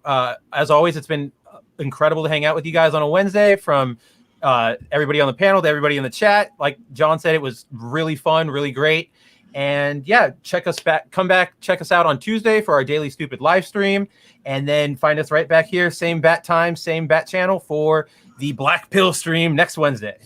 You got a Demon Slayer review in there? Yes, I have a Demon Slayer review in there, awesome. And I still have your anime video, Roof Korean. It's there. Awesome. I'll look forward to that. All right, so maybe we'll be on Drew's channel Sunday, on Sundays. For the sports talk. And yeah, I just want to let everybody know I'm going to be opening my channel back up for business. I mean, it has been open for business because you guys have been, those of you that have come by and watched Pegasus on Thursdays, thanks to Culture, but I'll be properly opening it for business as throwing videos up there again and stuff like that. And also, I'll get back in the mix of writing on here now that I have access back and power. Yeah. So I'll go ahead and get that rolling for you guys and the viewers and the readers, and you guys can enjoy that. And just make sure you check out Pegasus Actual tomorrow on my channel. And then, if we can pull this together Sunday, stop by the channel and check out our talk about the wokenization of sports, because it is a really good topic, and we're going to trace back on just when exactly it started getting really out of hand. Yeah, I'll be looking forward to that. As for me, I'll just be putting up articles on Bounding into Comics, and then I've been doing 2 videos this week for the most part, every day. So look forward to that as well. Not sure what the topics will be for tomorrow. I don't know. I don't think the Ava DuVernay thing is video worthy. We'll see. I'm sure there'll be something come up tomorrow that'll be just absolutely insane.